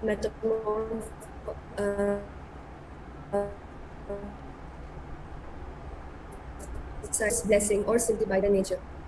So this shows that the categories that the neat categories that we have created is a human action and not really natural. In an attempt to find something modern and more situated in our time, I have chosen the short stories of Satyajit Ray. The stories are Professor Hijibijbij and Astro Jontu. So in Satyajit Ray's short stories, we find animals that have human tendencies, humans that have animal tendencies, and machines with sixth senses. So these kind of wonderful and fantastical creatures are present throughout his short stories. And by studying our encounter with such almost human creatures, I want to understand how the human mind reacts to such encounters and to understand the kind of relationship we have with the other. Am I audible? Hello? Yes, yes, we can hear you. Yeah. Yes. So Satyajit Ray has been called a humanist, and but in an interview to Andrew Robinson, he said that he's not very aware of being a humanist, but he thinks that every filmmaker should be at least interested in the human. So one of the stories that is one of the film that is very interesting and was very interesting in my study of the short stories is The Stranger. It has been called the mouthpiece of Satyajit Ray, and he asks very important questions in this film. What is science and technology, and what is civilization? So he shows in this movie that we privilege a certain kind of civilization above the others, and the people who belong to this kind of civilization and use a certain kind of science and technology are more human than the others. So his short stories are basically aimed at a younger audience, and so they contain more imagination and fantasy than his realistic movies. And he uses the genre of Kolpo Bigyan. Now, this is a very interesting genre. It's a very wide genre, but I'm specifically interested in science fantasy. This Kolpo Bigyan came as a reaction to the British attempt to educate the Indians into the kind of hard science of the Western world. So Satyajit Ray uses this genre to mix fantasy and myths, to question the kind of hard reality that these sciences have created. Now, I'd like to talk about, give like a short summary of the stories. Astro Jontu means a strange creature. It's the short story in Professor Shonku's series, and here Professor Shonku meets an extraordinary animal. He names it EA, this creature is very human-like, and perhaps it's better than humans, and it's very efficient in self-defense and has unique adaptive capabilities. So the other story is of Professor Hijibijbij. It reminds us of the island of Dr. Moreau. And in this story, Himanshu Chaudhuri, the narrator, meets a mad scientist who does extreme plastic surgeries to create characters out of nonsensical literature of Sukumar Rai. So the creatures are basically a mix of different animals and humans. So we meet Professor Hijibijbij in a time where he is looking for a human for his next experiment. And the story shows that this will to do the experiment is very whimsical, and it's not like, can be seen as a critique of the transhumanist concept of progress, that we do such experiments and surgeries to create a better human, but that's not what actually happens. So on meeting these kind of creatures, what happens is these kind of creatures intrude into our well-organized world. And as Jean-Luc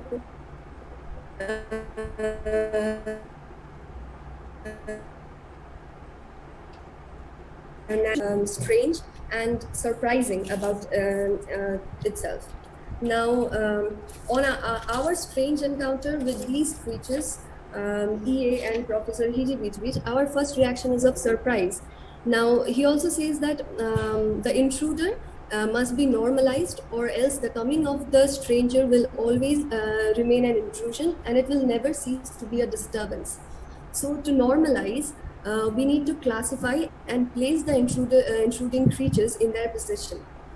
So EA is unlike any animal, but still we classify EA as an extraordinary animal, and this keeps the boundaries of the human identity intact. So to something that doesn't really fit into our neatly categorized world, we term it as an exception. One of my friends who was studying chemistry told me that it seems that there are more elements that are exceptions than the ones actually that follow the law. So the next one is of Professor Hijibijbij. The case of Professor Hijibijbij is quite unlike EA, because that was an animal naturally born, but this is a human who has made himself into an animal, and even his actions are cruel and very animalistic. So his existence puzzles the narrator. He's termed as mad. So whatever cannot be termed as exceptional should be termed as madness, because in Madness and Civilization, Foucault says that madness should be repressed and should be banished from humanity. So that is what we see at the end. These creatures that he produces are actually banished from the human world to keep the human world intact. Now, what actually intrudes into our world when we meet these creatures? So Henry Bergson said in his theory of laughter that there must be something comic about the creature, or there should be something human to produce something comic. I think love, sympathy, pity, these kind of feelings can only arise when we find something human in the other. So Ray here, it's interesting to note that Ray uses the characters, the same bodies that Sukumar Rai used to produce laughter. He uses the same bodies to produce terror. So it's not the bodies that are termed as Aschorjo Kimbhut or grotesque bodies. It's not really the bodies that are threatening us, but what they actually symbolize. Maheshweta, again, I'm very sorry to intrude like a malignant spirit, but your 8 minutes are up. Yeah, okay. So there are 3 qualities that are important to be human: self-awareness, sentience, and morality. So whenever these characters are misplaced is when we feel the fear of the other. So we see that it's not just that, that there should be something human in the other to arouse sympathy, but it's that we cannot feel sympathy or pity for any kind of creature, or even fear from a creature, if it is not threatening our human world or our human identity. Like, I don't think anyone feels pity or sympathy towards a virus or a bacteria. So the next thing is communication and negotiation. The picture you see here is the last creation of Professor Hijibijbij. It's kind of a hybrid of human and different kind of animals. So this character is taken from a poem, Don't Be Afraid. The character is, the creature doesn't really have a name, but it says that if you're afraid of me, I will bite. Otherwise, I'm harmless. So the creature wants to invite the human to come and have a communication. Now, this will to communicate is where the conflict arises, because to communicate would also create a ground for negotiation, and humans have built their boundaries around non-negotiable boundaries. The case of evolution is that I think, like we already heard in the keynote, that the concept of evolution, civilization is very anthropocentric. So we see a hierarchy that is created in the white man, the barbarian Professor Shonku, and the animal EA. Now, we know that Professor Shonku is a brilliant inventor, and but he is only seen as a trickster. Their science or their technology is not really accepted into the civilized global world that we have created. Another thing is to create we have created museums, circus, freak shows. This is a way of creating an object against which we can create the human identity. So EA, they want to send EA to a circus so that EA remains in the animal and cannot intrude into the sphere of the human identity. Now, to talk of the name, now we see that... Maheshweta, again, I'm very sorry, your 10 minutes are over. Of course, can you just wind up? I'll wrap up. Yeah. So we see that the human name is denied to these almost human creatures.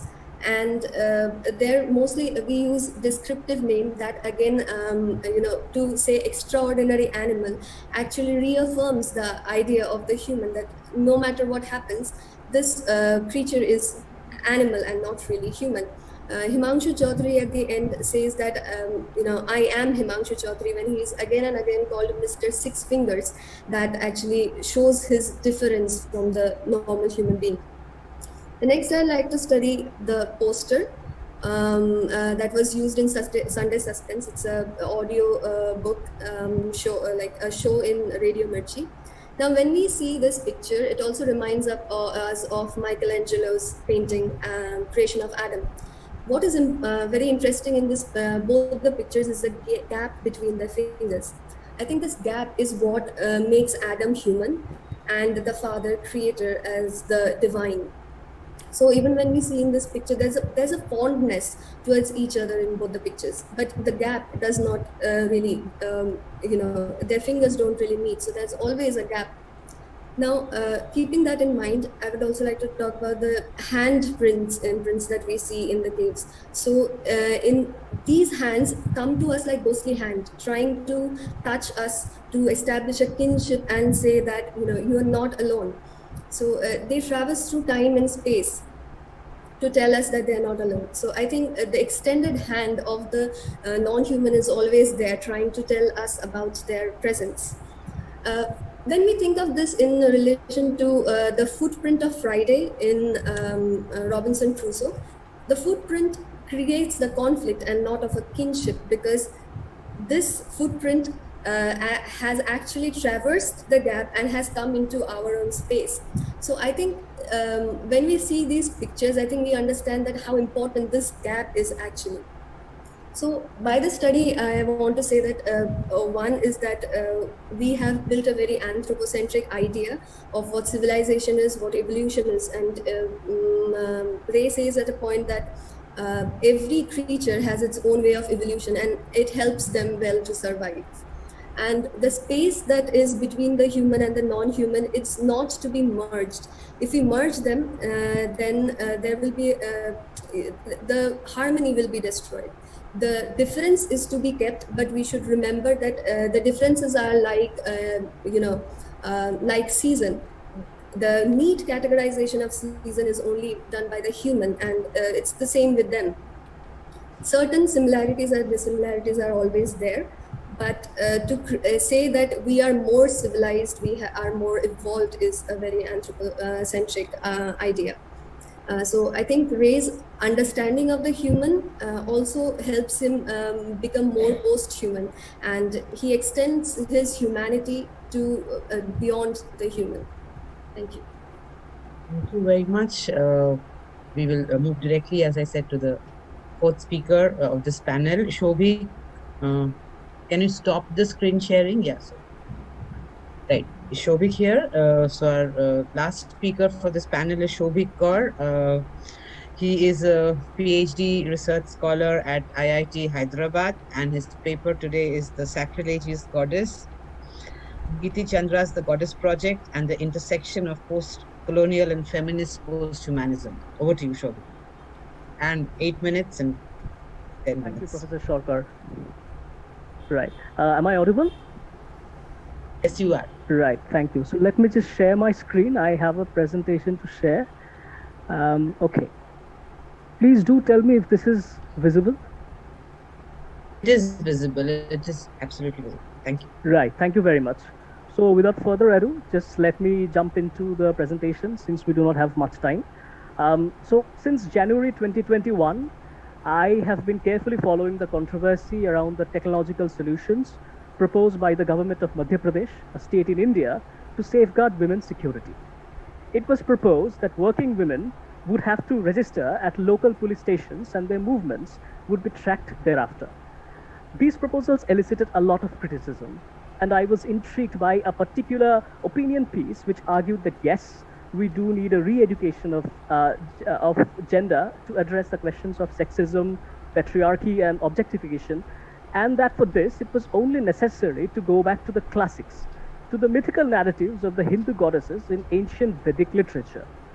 Boys would then learn that yes, there are female deities, so you must be respectful to women, and girls would learn that these goddesses were badass feminist icons to emulate and look up to, a sort of a Vedic feminism. Interestingly, this drew on a paradox that's often remarked on regarding violence against women in India, the coexistence of shockingly high amount of crimes in a country with an overwhelming Hindu majority that worships goddesses throughout the year. This is my starting point for today's discussion. What do we mean when we think of goddesses as feminist emulatory icons in modern post-colonial India? And how to use that understanding to read D.T.S.'s curious short story, where technologically enhanced women cyborg hybrids work as vigilantes with monikers of Hindu goddesses. So let's jump into the most recent explosive commentary on the paradox that we have talked about.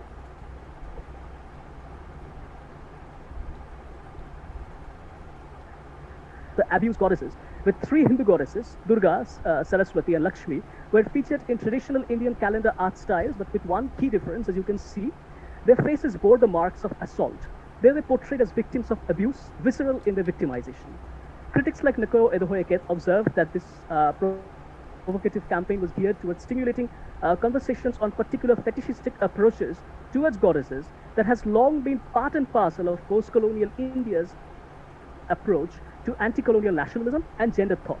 This fetishism can be traced to the particular aesthetic choices made in the portrayals of the Bharat Mata or the Mother India. As you can see over here, her hands are shackled by British colonial dominance, fallen from a previous position of glory, and her would-be rescuers, the male freedom struggle revolutionaries, do remark that there are no female freedom struggle revolutionaries over here at the top. However, Shugato Bose and others tell us that she was also paradoxically seen as a source of strength and inspiration, analogous to the mother goddess cults of martial deities like Chondi or Kali. Strangely, this did not fully extend to a reconfiguration of the traditional gender identities. Bose identifies that goddesses had always been handpicked traditionally to represent virtues patriarchal society expected of women. They had to be assertive and inspiring, but also to take care that she did not outshine or overreach her husband or her father. This was an ideal Tonika Sarkar shows that nationalist poets exhorted Bengali women to follow. A schizophrenic approach to be an insurrectionary ideal, but never the insurgent herself. It can be argued, I think, that it begins to become evident that this particular approach to femininity locates an all too convenient abstract essence that is manipulated as and when it is required to prescribe certain roles and activities to a particular gender. Which means that there is an added necessity to think femininity, just like masculinity then, as a discourse that is an assemblage of multiple practices and codes of social, racial, and cultural behavior. Hence, we cannot see post-colonial goddesses as humanist stand-ins for feminist icons for two reasons. Number one, as Dept tells us, that humanism itself has been pretty androcentric. All the much venerated ideas of enlightenment, equality, and liberty was something that had only begun to be applied to women very recently, and as feminist movements show, had to be fought tooth and nail for. And number two, we are also living in a unique times when we are beginning to think about the non-anthropocentric world, rapid technological evolution, and medical breakthroughs, to the point that, as Haraway writes over here, goddesses can be resurrected not in ideology, but as embodiments. All of these conversations between feminist critique and posthumanism then forms a constellation of ideas which has to grapple with the extremely troubling realization, as Munirul Islam states over here, that the distribution of technology was and is never equal. Some have more access to it than others, so it is very easy for posthumanism to reproduce technological subalterns, unwittingly creating a hierarchy. Agency, if invested too much in this sense of the posthuman enhancements, is then denied to those who have historically been dehumanized. The peoples of the global south, the women of the global south. This conversation is a necessary one because this interface between the two helps us understand how the controversial proposals gender technology with a patrimonially sense of male saviorship that has been shown to be so post-colonial. The proposals not only turn the bodies of women into nodes of information in a network of surveillance on the movements of women across the state, but also in the proposal to install panic buttons in public transports, genders the technology of transportation. Even in a bus, the female body is declared as an exception for the norm of the human. Unlike male bodies, female bodies are expected to learn and acclimatize themselves to panic buttons as a part of daily life. Moving on with this in mind, I propose one, hopefully, of many starting points for a post-humanist understanding of goddesshood, simply as a discourse of the possibilities of the body that possesses a kinship with the non-human already because of its historical exclusion from humanist parameters. And it is as a brief example of this starting point that I take a quick look at Chandra's short story. So I have featured excerpts from the story which are important to my analysis here. I will not rehash the entire analysis in the paper, but briefly summarize and draw attention to an important point in the story that speaks to our present conversation on feminist posthumanities and post-colonial Hindu thought on the divine femininity. Practically nationalist and misogynist regime which disenfranchises and deprofessionalizes women and sanctions all violence against them. Female technocrats take refuge in clusters and try to supplement and treat victims of this violence through prosthesis and microchip technology that could ameliorate post-traumatic disorders. They gradually move into designing women cyborg hybrids with superhuman capabilities whose powers and appearances come to resemble Hindu goddesses and their purpose of protecting and avenging victimized women. When one of them reveals that they are not actually goddesses of antiquity, but cyborgs, they all entertain Blade Runner-esque ontological doubts as they come to terms with the fact that the identity of divine femininity that they so self-consciously inhabit may be a part and parcel of the same culture they battle. Because to the ultra-nationalist regime, they were not revered goddesses, but technological abominations. The regime had managed to get hold of the girls the goddesses had rescued and almost burned them alive as a bait for the goddesses. Only 3 junior cyborgs had been rescued. While debating on how they gained the ability to mentally hear cries for help, one of the senior goddesses grimly suggests that the summons were conveyed through the brands that each girl in the warehouse during this fire had received at the hands of their torturers. The mystery of the brand is solved when the next generation cyborgs are all arranged by the goddesses in a line. As you can see in this final quotation, their individual names come to form the sentence, Bharat Mata Ki Jai, victory to Mother India. one of the senior goddesses reveals that the names of the three. Right, thank you. I'll wind up soon. Lakshmi reveals that one of the senior cyborgs reveals that the names of the three surviving junior cyborgs, as you can see over here, Bharatma, Taki, and Jay, come from the fact that they were named after whatever was left of the brand on their skin after they were rescued.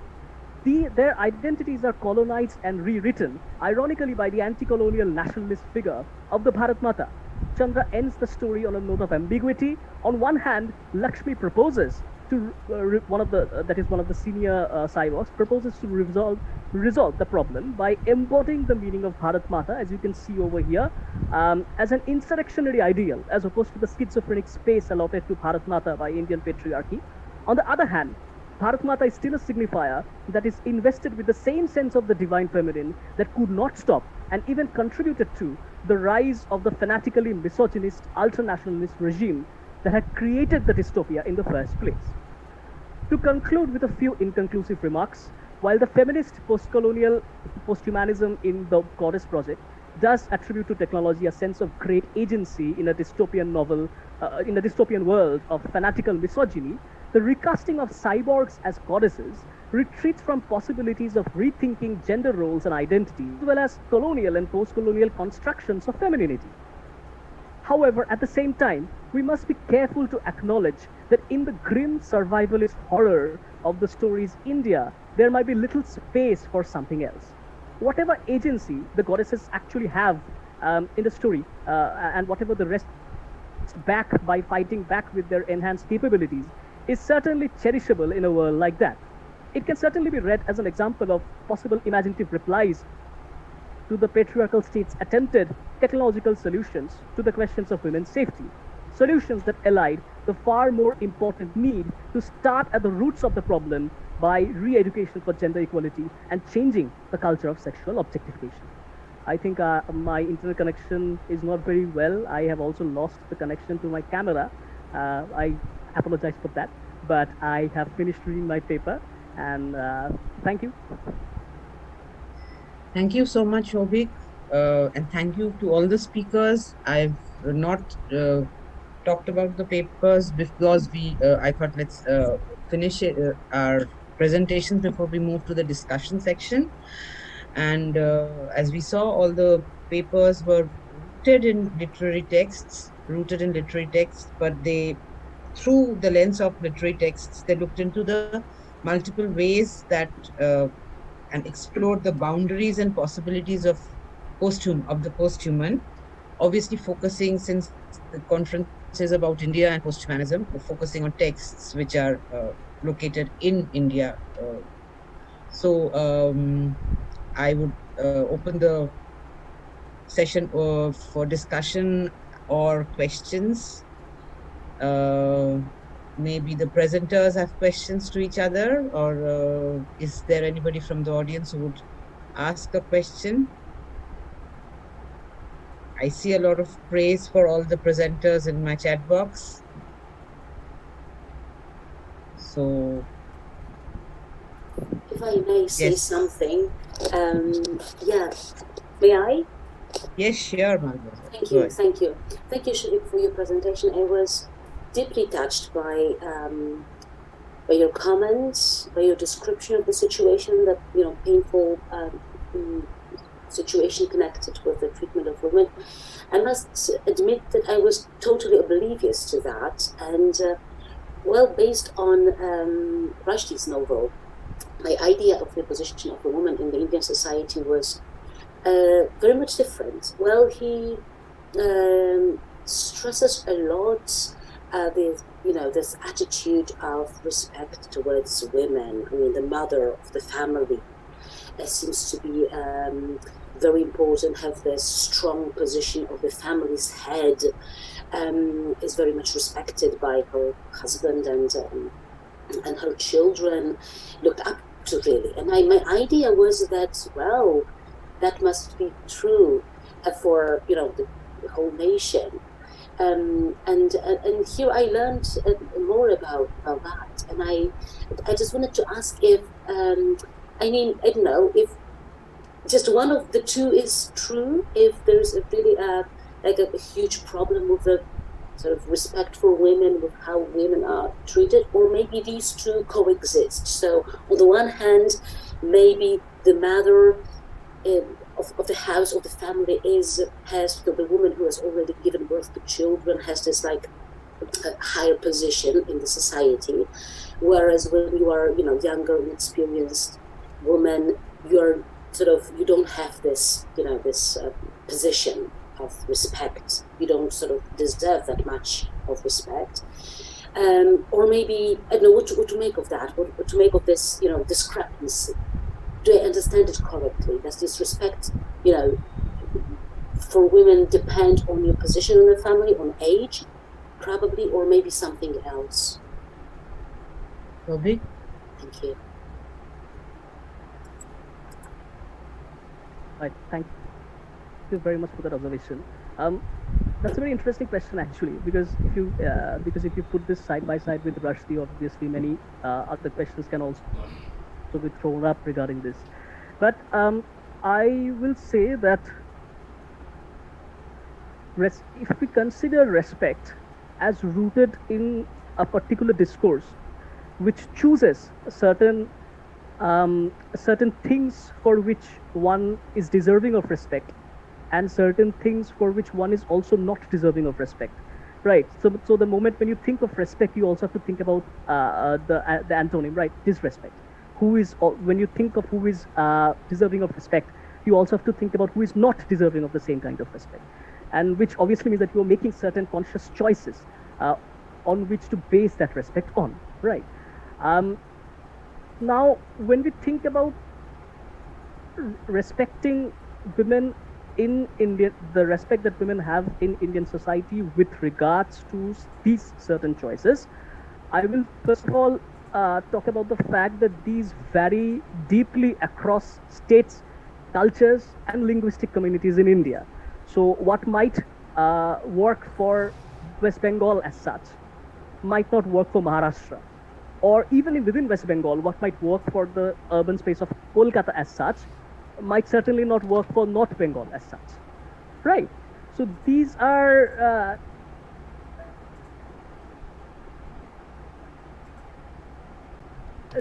however, there are certain discontinuities as well as there are certain continuities, which sort of allows us to approach a particular idea of respect, to postulate a particular idea of respect on the basis of India as a community as such.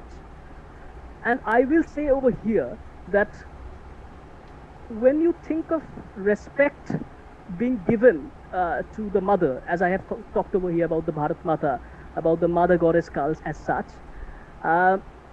remember here the mother is being deified. The mother is being considered as a goddess. This deification that I had been talking about is something that is deeply post-colonial. It has ties with pre-colonial mother goddess cults, which are very different from the post-colonial notions of motherhood as such, which had other things to do with Tantra and other particular communities and practices of Hinduism, which could not be assimilated into the mainstream discourse of majoritarian Hinduism as such. At the same time, this respect for motherhood also entailed a particular reduction to the womb. And this is a point which Tanika Sarkar sort of makes, where the nationalist poets sort of exhort the Bengali women to be mothers to the next generation of nationalists. Do understand the fact that the Bengali women themselves were not being asked to step out of their homes and sort of participate in the nationalist rallies, to go and sort of get beaten up by the police or something like that. They were still constrained and restricted within the space of the family, within the space of the home as such, which was a space that was demarcated by men. And they were deified only so far that they could give birth to men who would go on to become the future nationalists. So within this particular discourse of respect, there is a deeply problematic sense of reducing a particular human individual to simply their reproductive capability. What can come out of them rather than what worth they can have in themselves as a human being, right? So that is something which I think should be taken into account when we are trying to think about respect and women, and especially mothers in India. I do not, we would need further study and further statistical data on how this must have changed since independence. But then obviously we have to also look at certain continuities that we have had with those times, and which we are sort of experiencing again in this rise of male saviorship. Because the male saviorship that you see in these modern technological proposals are also the same kind of male saviorship that we saw in the anti-colonial struggle, right? So these are deeply nuanced and deeply problematic strands of thought which have to be woven into a particular sort of idea if you have to go with it into a sort of a practice. And this is the one which I chose for my paper. That's a pretty long-winded explanation to your question, but I hope that thank you, brilliant. Well, thank you very much. I would just like to add one comment, since my area of study is motherhood in India. Motherhood, the glorification of motherhood is very often, and the equating of mothers with mother goddesses is very often a compensatory patriarchal strategy for locking mothers, the reproductive roles that are chosen for them to continue patrilineality, So we should always look at glorification of motherhood with very, very suspicious eyes. I mean, that's what we've been taught as motherhood scholars. And if you're interested in looking into how this glorification was, is embedded in Sanskrit texts, and after that, even right down to the very recent Amul ad, which talks about mothers at home and mothers, working from the home and mothers working for the home. During the lockdown, we had this ad which showed the mothers working in the kitchen and the mothers with the laptop. So the concept was mothers working for the home and mothers working from the home. And they were praising mothers for that. But it was very obvious that entire role of managing the family during the lockdown, as well as managing an outside job, fell on the women. So the father was totally absent from this narrative of mothers working for the home and from the home. So it was very interesting. So that's another, you praise women for doing all these super women roles, and you basically again lock them into a very subservient position all the time. Yeah, I believe very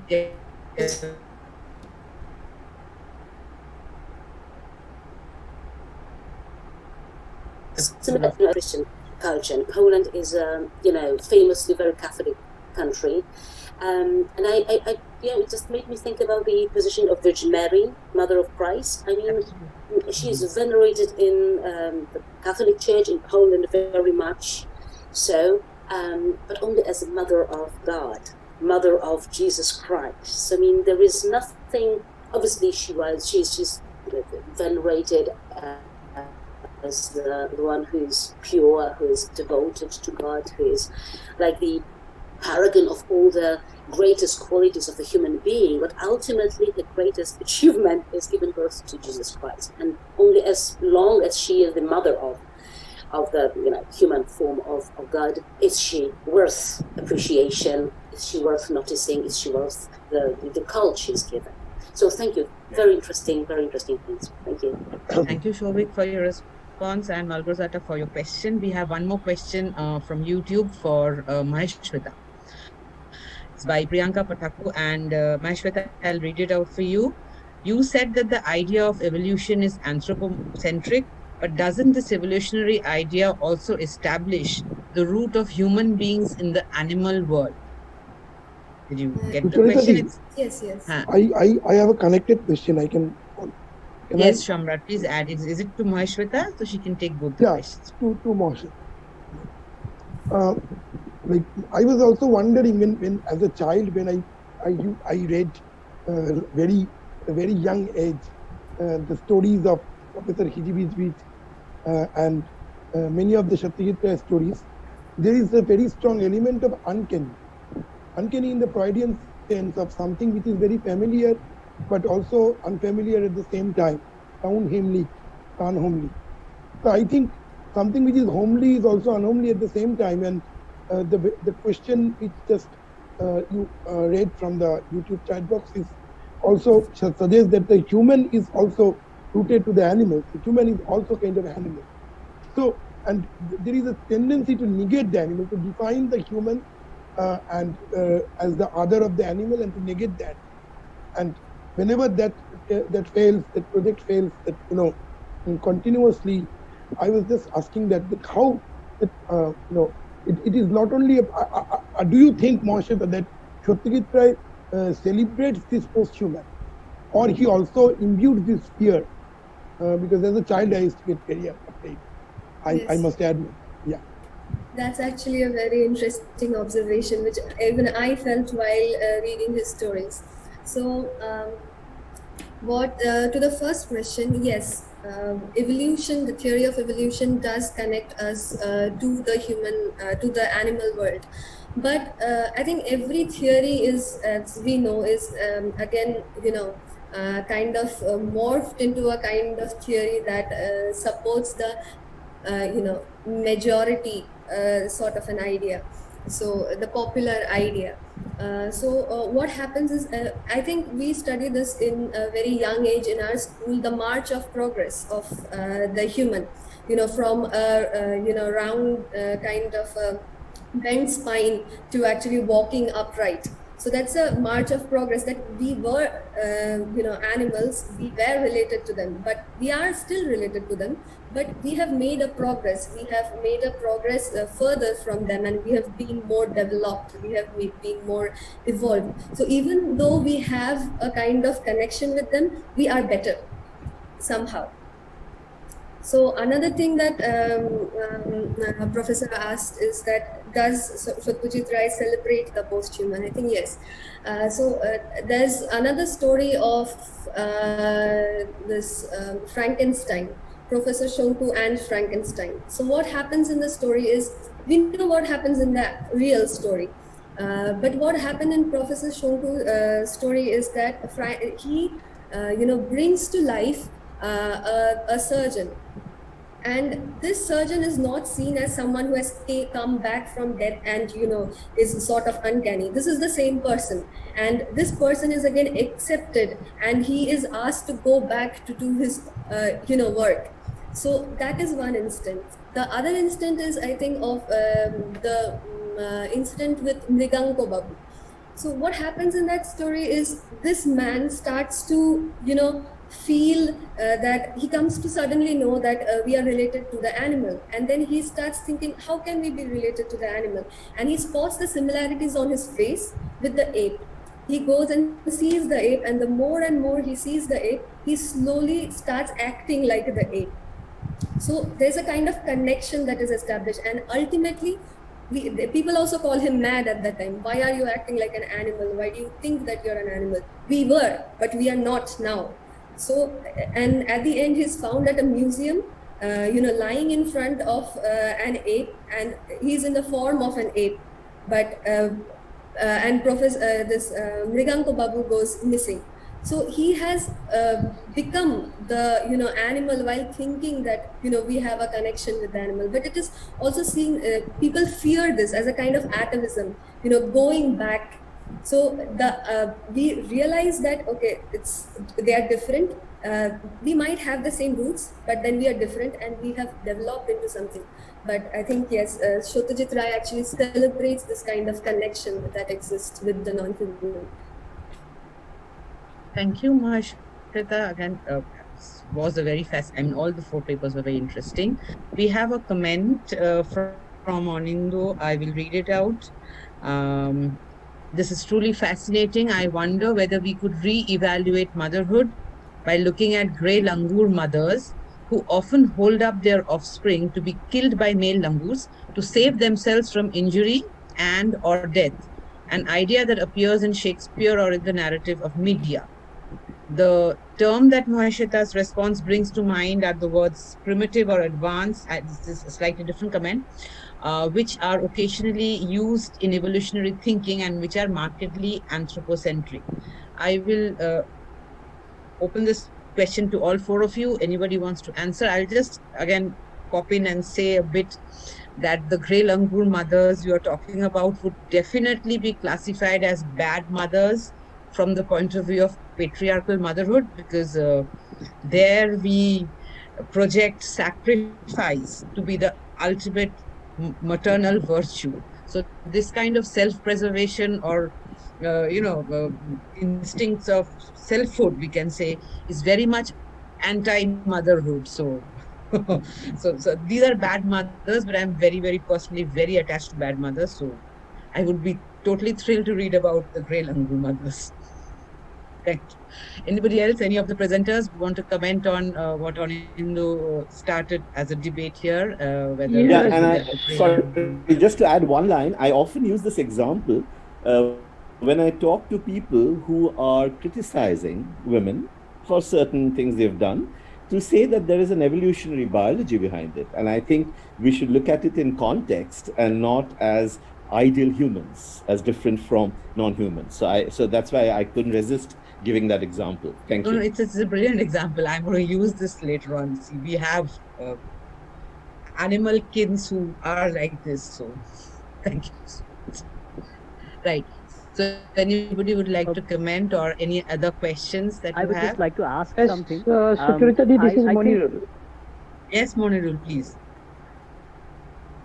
Okay, just very, I mean, I hope I am audible because I am having I know, but no, you are audible, right? Yeah. Okay, so I mean, it's a great discussion that we're having this afternoon actually, and this and the. We lost you. Monirul, we can't hear you. Can all of you hear Monirul, or is it just me? No, we've lost him. We've lost. Now, Bonita, would you like to speak on, because your paper was also focused on women and how the tree and the woman interaction provides a certain space for women who maybe, express themselves in less oppressed ways. So would you like to comment on what Anindo said regarding the Grey Langur mothers? I'm fascinated by that.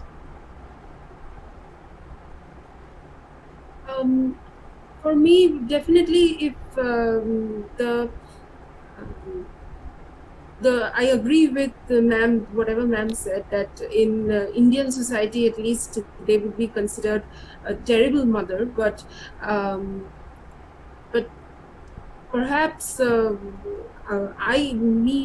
too, I am also on the side of on the grave. It sounds very cruel rather, but motherhood should not prohibit women from expressing agency. That is, the woman should not be only relegated to her reproductive function, and culture should accommodate women who are perhaps not interested in reproducing and nurturing.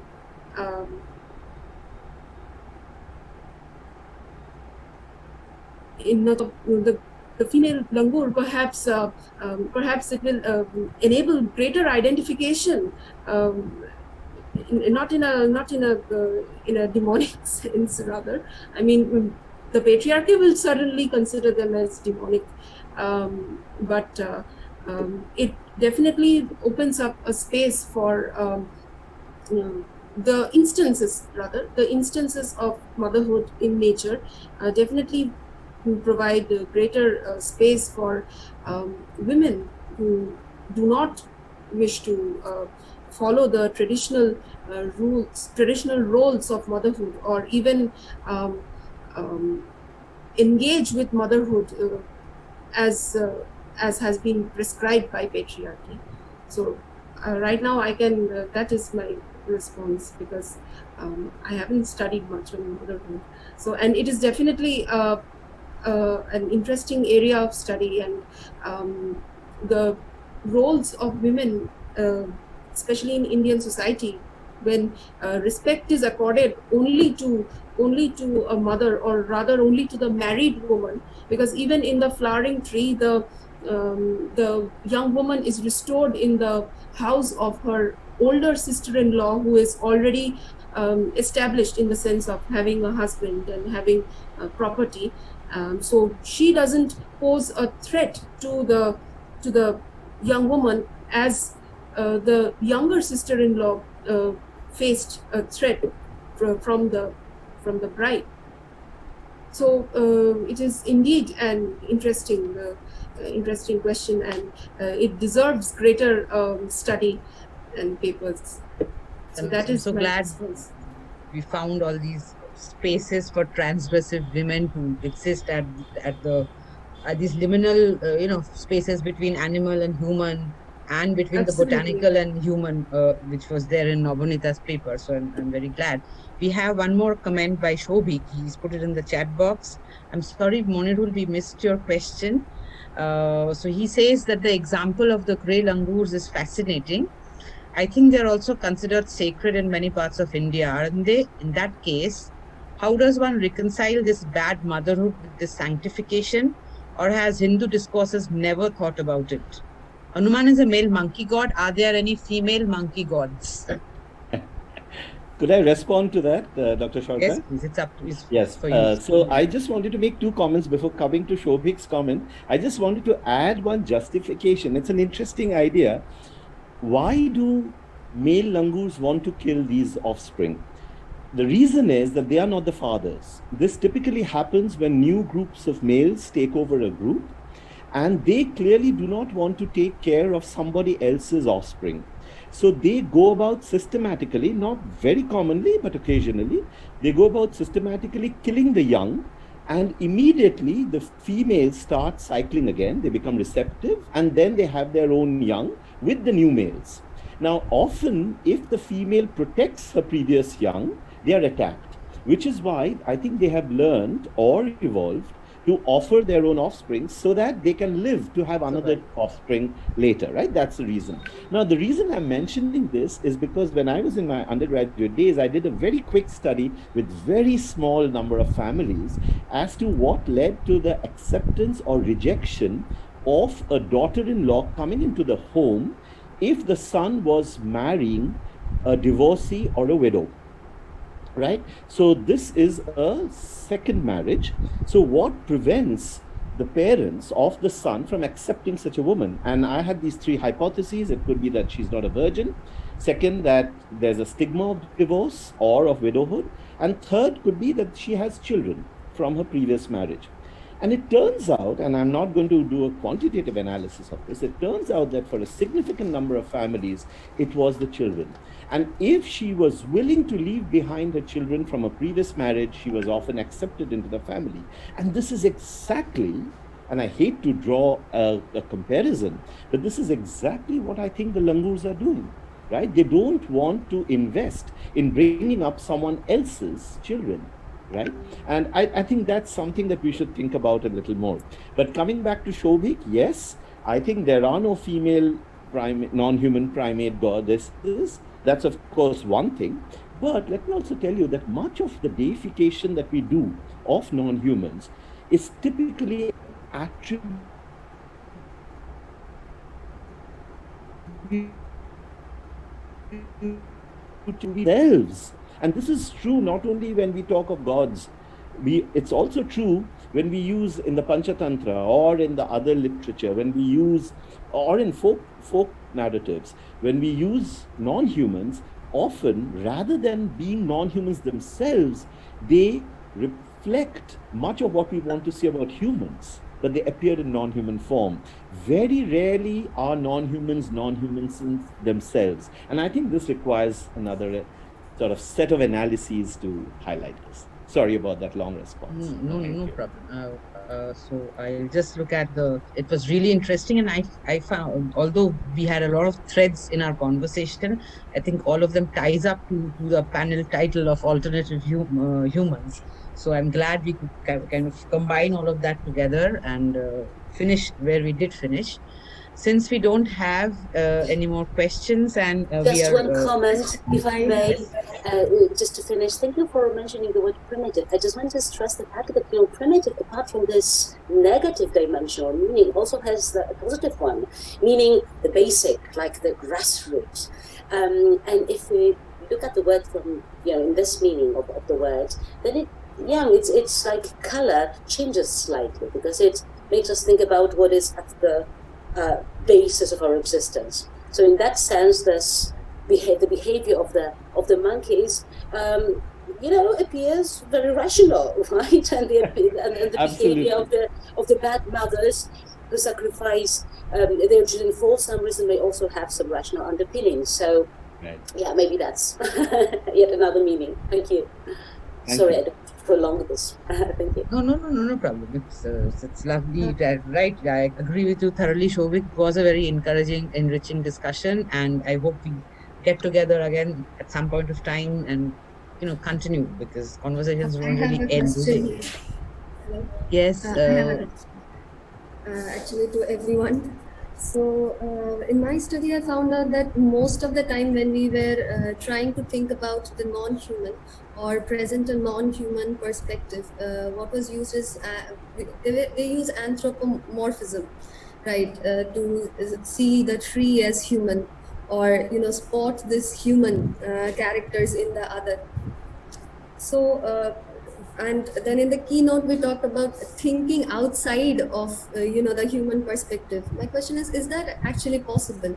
I mean, we are humans. Is it possible to think outside the human perspective?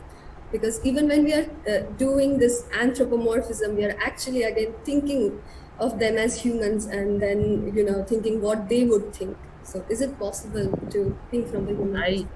I will just borrow Anindo's comment from the keynote, where he said that there is, instead of thinking of it as two separate entities, it's better to think of them as a continuum. I think that's what you had written in the comment box at that point of time.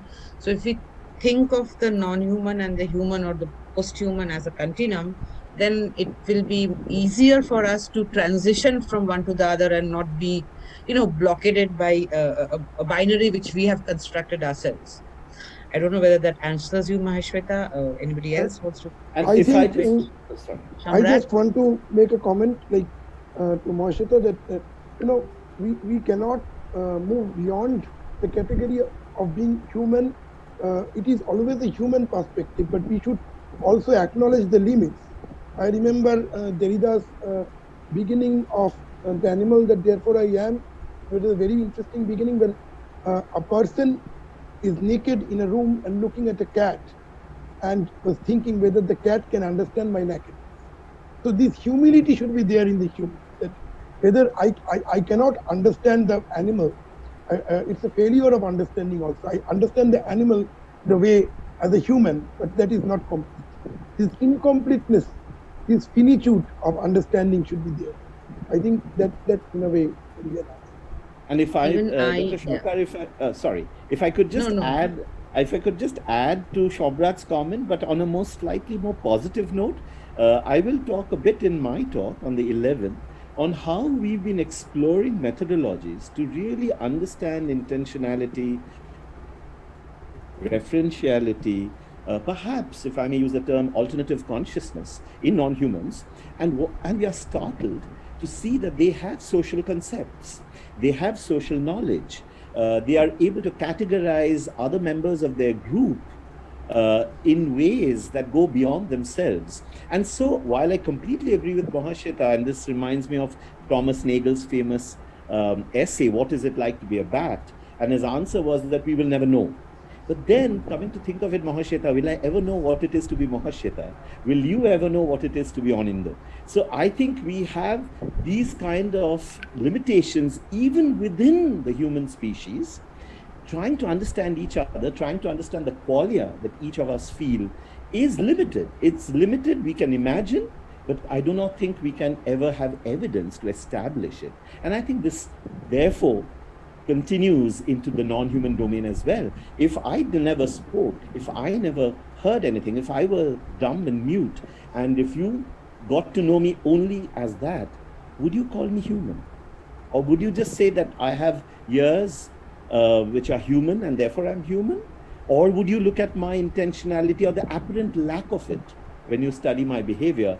Would you say I'm a non-human? So I think we also can look within humans to try and understand where our limits of knowledge, where our limits of imagination lie. It's Sorry, like the gap which you showed, Maheshwata, in your pictures between the two fingers. So there's always a gap, and there's always this desire to bridge the gap. So it's there. And So, Shotrajit Babu actually ends Charulata with that, right? Where Charu's hand doesn't meet her husband because of the gap that has come in. And it's a beautiful ending where they reach out for each other, but there's a gap. So it happens even within humans in ways which are shows kind of a future possibility, I think. If I might say a word, I think, I was just going to say that I think the notion of what is the human, that's the whole area of posthumanism keeps it open, essentially. Because our definitions of what is the human is still constrained by various kinds of histories and various kinds of senses of belonging. And we really don't know what are the limits of the human. So, and experiences.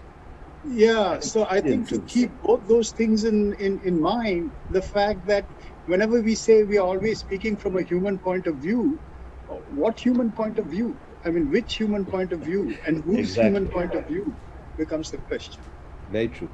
Very true. That was really, really stimulating. And I mean, it's 10, almost 30, but I'm fully awake and fully engaged. But I think we need to maybe end the discussion here for today because time is up. Thank you, everybody. Thank you, all the presenters, all the organizers for asking me to chair. I'm an enthusiast, not an expert of posthumanism, but my enthusiasm was fully charged today. So thank you all for this wonderful session. Thank you very much. Thank you very much. And see you all next Friday. Yeah, goodbye. Next Friday evening. Thank you. Next Friday evening. And I think the problem of link, Google link will get solved by then. Otherwise, we will continue with this and we'll send you the link. Sure. Thank you very much. Bye. Good night. Thank you all. Good night. Good night. Thank you. Bye. Good night. Bye.